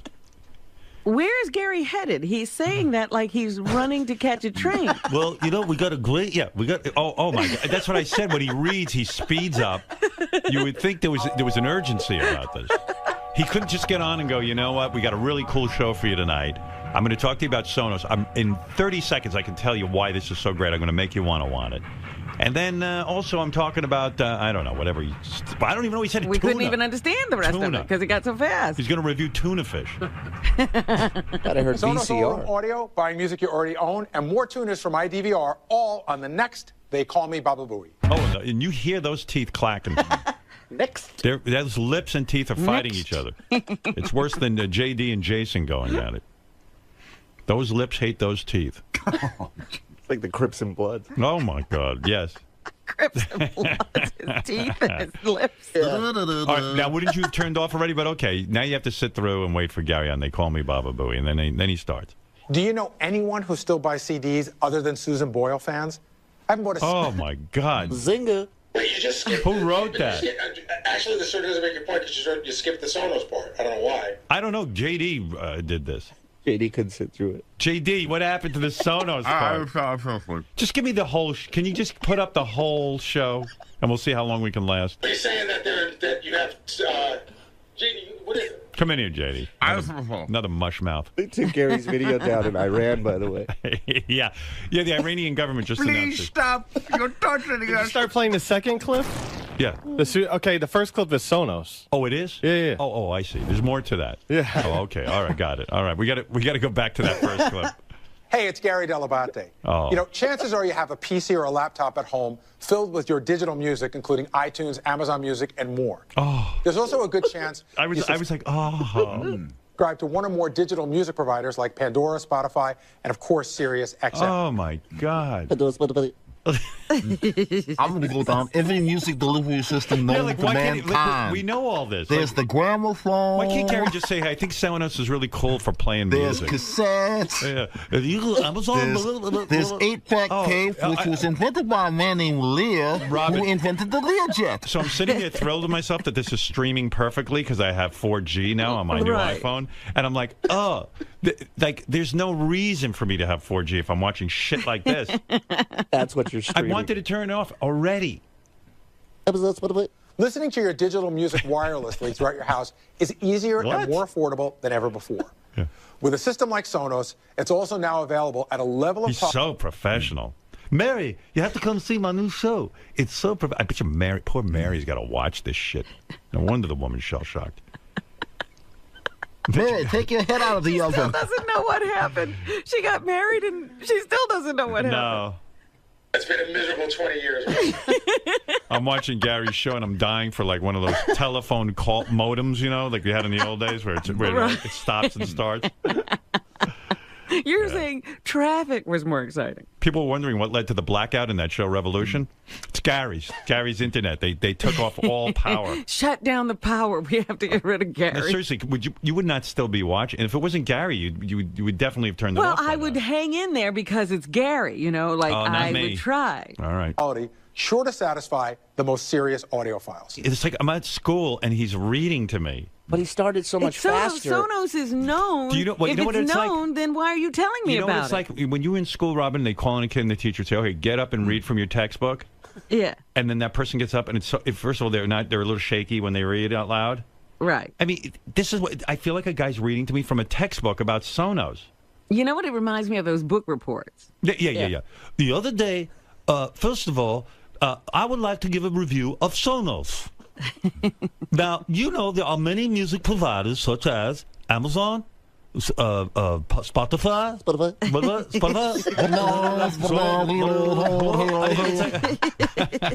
And he's trying to sound like he's not reading, but his chin's up in the air and he's looking at the teleprompter. I mean, it's a train wreck, this fucking Posing show. like a statue. Yeah. I recommend Sonos to boys and girls of all ages. In a variety of ways. With the Play 3 by Sonos, your music options grow at a fraction of the price of the original Sonos Those system. words are just struggling to get out of that mouth. The Play 3 is a small, attractive 3-in-1 speaker system that is ready to stream your music. I mean, this is like a Consumer's Report. I don't know. I think he's trying to be like every other one of these geek shows where these chicks come on. Right. He's watched the other shows. Yeah. And he's the eye candy. falling in line. Yeah. He's got their delivery with no eye candy. Right. In the box, I eat the quality onion. music lovers will appreciate. With 3 dedicated amps for each internal speaker, this relatively tiny speaker box can lay hard. This relatively tiny music box. What did he say? Relatively what? Relatively tiny speaker box. Garbling every fucking word. Simple words. Which makes it appropriate for every audiophile. At a low price. Who is watching this? Oh, by the way, there were 8,000 views because I couldn't believe it. I watched it 8,000 times. 1 minute each time. That's right. Gary has over 8,000 views. There's nobody viewing this. If they are, they're turning it right. They should say this is the length of time they watched. You want to know how long they last. Right. Horizontally or vertically to fit. Horizontally, vertically. Horizontally. Horizontally. Oh, these sentences are run-on sentences, and he does not do well with those. Easily add this to the system by pairing with another Play 3 speaker for true stereo sound. If you really want to enhance your audio. Exactly. Come on. You wouldn't have been tuned out? I don't know what he's talking about. Yeah, that's what I said. I go, I don't care what he is saying. Gary, I don't care what... No, let's be fair. I don't care what you're saying. Care, but Robin's saying she doesn't... If I took anything... Some of the words are garbled. 3 words, I wouldn't know what they were talking about either. But Gary, I'll play the whole thing through. It won't make a difference. Fine, but all right, I'm going to shut up now. I'm going to shut up right now. Okay, here we go. There's another minute 44. Let's see if it gets clear. All right, here we go. Add a Sonos subwoofer to the mix, and the whole experience gets that much deeper. This sub is the newest addition to the Sonos family, and I promise you, the sound is amazing. It will shake the windows. This what? The sub? The sub is the That's what I'm talking. I can't. It's a fucking subwoofer. I can't. Gary, you're not looking at it. Why can't you? I understand the delivery is bad, but don't act like you don't know what it is. Gary, it's impossible to not fall asleep listening to this. That's how bad it is. You can say that, but don't say you don't know what things are when you do. And it just sounds like you're reading a bunch of information that you got off of some other fucking place that. No, I actually wrote it. Yeah, okay. But But this is ridiculous information. Totally. Well, it's not ridiculous information. Hey, the subwoofers. Just talk. I get that. But you're even when before when you said, well, everybody knows about music services, but you don't know that they can work on this system. And maybe I should have said it that way, but but don't say. Okay. You're giving me All right. information I have a headache. I have a headache. Spotify. Thanks for support, my friend. Ambien just took out a lawsuit against Gary because he's stealing that market of putting people to better. sleep. Yeah, they said we invented that. In your house. I also love the look, this nice high gloss finish. I cannot like my teeth. stress enough how easy the Sonos is to set up at home. adding music throughout. It's got to be easier than listening to this. The sooner you set up Sonos, the less you'll have to listen to me. Wouldn't it have been cool, like, if he just like took a Sonos out of the box and said, "Hey, let me show you how easy it is to set this thing up"? And that's what I did. Yeah, but Gary, no one got this far. It's impossible. You didn't get this far, but then I go in and I go on my computer and I show you how you link it Oh, up. I can't wait to hear you read while you're on your computer. Saying, I go in and link it up. Now I will show you exactly how to do this. Is as simple as adding a Sonos speaker to any room and connecting to your wireless network. You don't have to worry about searching for remotes either. You can control it using your iPhone. I wonder how many takes this is too. Like, I mean, like, how many times did 4 fucking guys work on this? You think this is more than one take? Oh, of course. Oh, how many times did the camera guy Take just sit and listen to this? 792. You think that was good? I can speed it up a little on this part. Let's start. Okay, let's go again. I think I hit Pandora too hard. Everybody, today's show is about Sonos. Oh, that poor fucking technician. You know what? You can't pay somebody enough to fucking sit there and tape Baba Booey's show. Like, you know, it's kind of fun to work on this show. You know, you see naked chicks and stuff. Imagine you're on They Call Me Baba Booey. By the way, Gary thinks you're mad at him, Robin, and that's why you're insulting him today. So am I angry with him, too? What? Who said that? I heard a rumor. From who? Who wrote this on the computer? I don't think Robin's mad at me, and I don't think that's why she's insulted me. Robin would insult me any day of the week. Of course. She doesn't need to be mad at me. Meanwhile, how much better is your next show going to be? You know what the difference between me and you is, though, Gary? Because, like, if I did a show like that, I couldn't fall asleep at night. I'd be so mad at myself for putting on a bad show. You're like, oh, next time I'll do better. First of all, you would have never released it, number one. No, but also, he's like, well, it's no big deal. Next time I'll do better. I need to get in front of the camera today. I don't think it's no big deal. It's a huge deal. No, I don't think it's no big deal, and I'm aware of what you're saying, and I'm trying to work it out. I agree, but the show has to go on. Do they pay you for this? They do. Oh my God! And the guy, they should pay me very well. But the guy who put up the money didn't say to you, Gary, maybe you could improve it a little, like loosen up and be more like the Gary, a human being.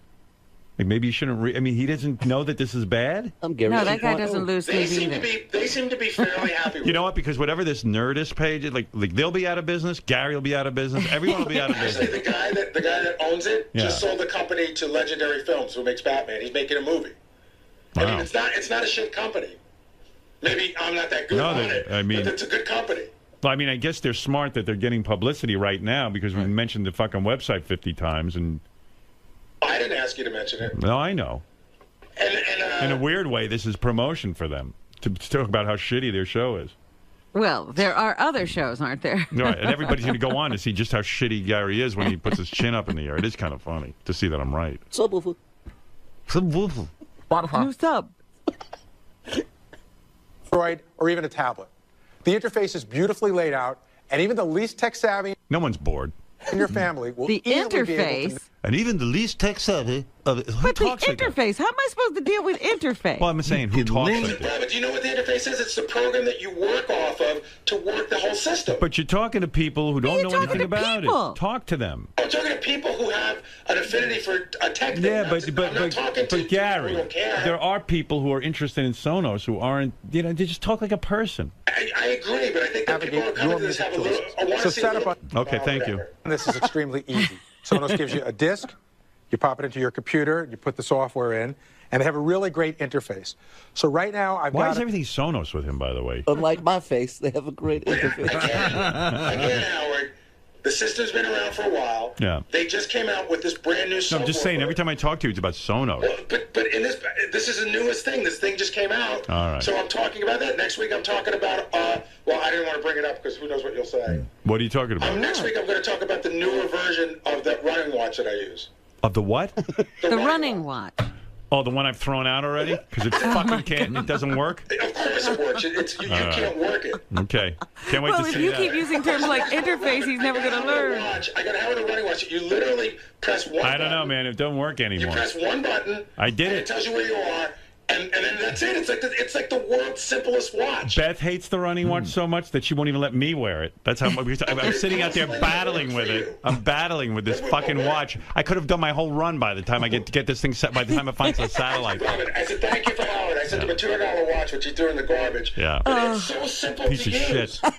It's a good idea, but What about it doesn't work? I'll call you later to show you.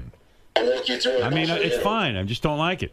But it works. Hey, Gary, when it worked a couple of times. Now it doesn't. Why wouldn't it work anymore? And then it doesn't tell you when the battery. And then it doesn't tell you when the battery's running low. So you go out for a run and it goes, "Oh, there's no battery." Well, you're supposed to keep it hooked up all the time. Richard's wearing it right now. He wears it every day and uses it every day. Richard's an asshole. For getting it correct. I don't use a dentist. This is a guy. Yeah, this guy doesn't use a dentist. He's going to use a watch. I think it's funny that because you can't figure it out, it must be awful. Hey, whatever. I'm dumb. Okay. When you review it, will you run in place and review it, like to demonstrate? Gary? Sure, Shirley. Yeah, but that would be fun. Like if Gary was in his running shorts and he goes, "Hey, today I'm going to show you about my cool running watch. Watch this.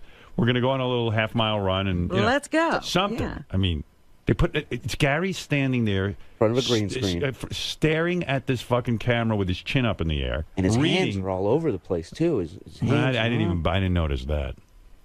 Look at him. That shirt unbuttoned. And also, I mean, no delivery, no fucking eye contact with the audience. Open here and it says add a component, which I want to do. So I'll click on that, and then I'll come over here and I'll touch this, and Touch it lets me yourself. know that it just recognized this left speaker. So I'm waiting for it to go through. Hello, speaker. And it's downloaded. That's great. Now it says, do I want to add another component? Which Oh my god. Maybe I do. Guess what I'm gonna add? The right speaker. Now, in this part, I'm being more conversational. Yeah, it's a little better. But now you No, I said that's better. No, that's good. And you were being I a little can more. sort of follow this. Just throw out the script, okay? My advice. Speak Gary. And pretend I'm there with you. You hate him too. Well, I hate him less than reading Gary. Oh, I like the talking Gary more than I like the reading Gary, who's standing in the middle of a third grade class reading a book, a textbook. Sonos also has, excuse me, let me turn the page. Sonos also has a very good interface. And You can hook it up with your Apple time capsule without turning on your computer. He didn't even read that well. That's the tech junkie, Gary. Never met a tech junkie who manages his schedule with Post-it notes and types with 2 fingers. Hello, future. This is the future, but I'm stuck in the past. Reason I like Sonos, I don't have to tap. Oh, that new Mountain Lion system on Apple, though, you get the voice recognition on there, so you can just. So you can Gary, just talk to it. Just talk. I talked a whole, spoke a whole email. That's what he needs. It's very Star Trek. Now, what does that system do when you go, You can't say You gotta fucking. You gotta know how to talk. That's the other thing. Gary has the problem with Well, I don't know how to type or talk. So what am I supposed to do? How am I supposed to get on this computer? I don't know. The show is horrible, but it can only get better from here after my helping Gary today. Lest anyone think I'm hurting Gary, I'm helping him. I appreciate it. I hope so. The fact that I took some of my valuable time, America's greatest broadcaster took valuable time out of his day to watch your show so he can help you. I would like a thank you and an apology for being so rude to me during my critique. Oh, I'm so fucking sorry. You're welcome. I mean, apology accepted. You know what, Howard? Yeah. You're too good to me. Well, Gary, you know what? At least I'm honest with you. Not like Mary or anyone else who watched it and said, "Oh, Gary, it's terrific." What did Mary say? Nobody said it was terrific. What did Mary say? Because she's pretty honest. I love her. I love Mary. I hate Gary, but I love Mary. She, like, to her, she said, yeah, you're reading a little bit. Actually, the first episode you should look at is the worst. This isn't the first? Listen, What? Advertise it. I wore a shirt, right? Yeah. And I kept one button too many open, and nobody fucking told me. Sexy. When I go back, it looks terrible. I look like a fucking. People accuse me of shaving my chest hair. It's just awful. I'm Tom with the open shirt. I thought this was the first show. That's what I This is thought. the fourth show. Oh my god. Oh my Already goodness. better now. Oh my god. Oh, I got to hear the first one.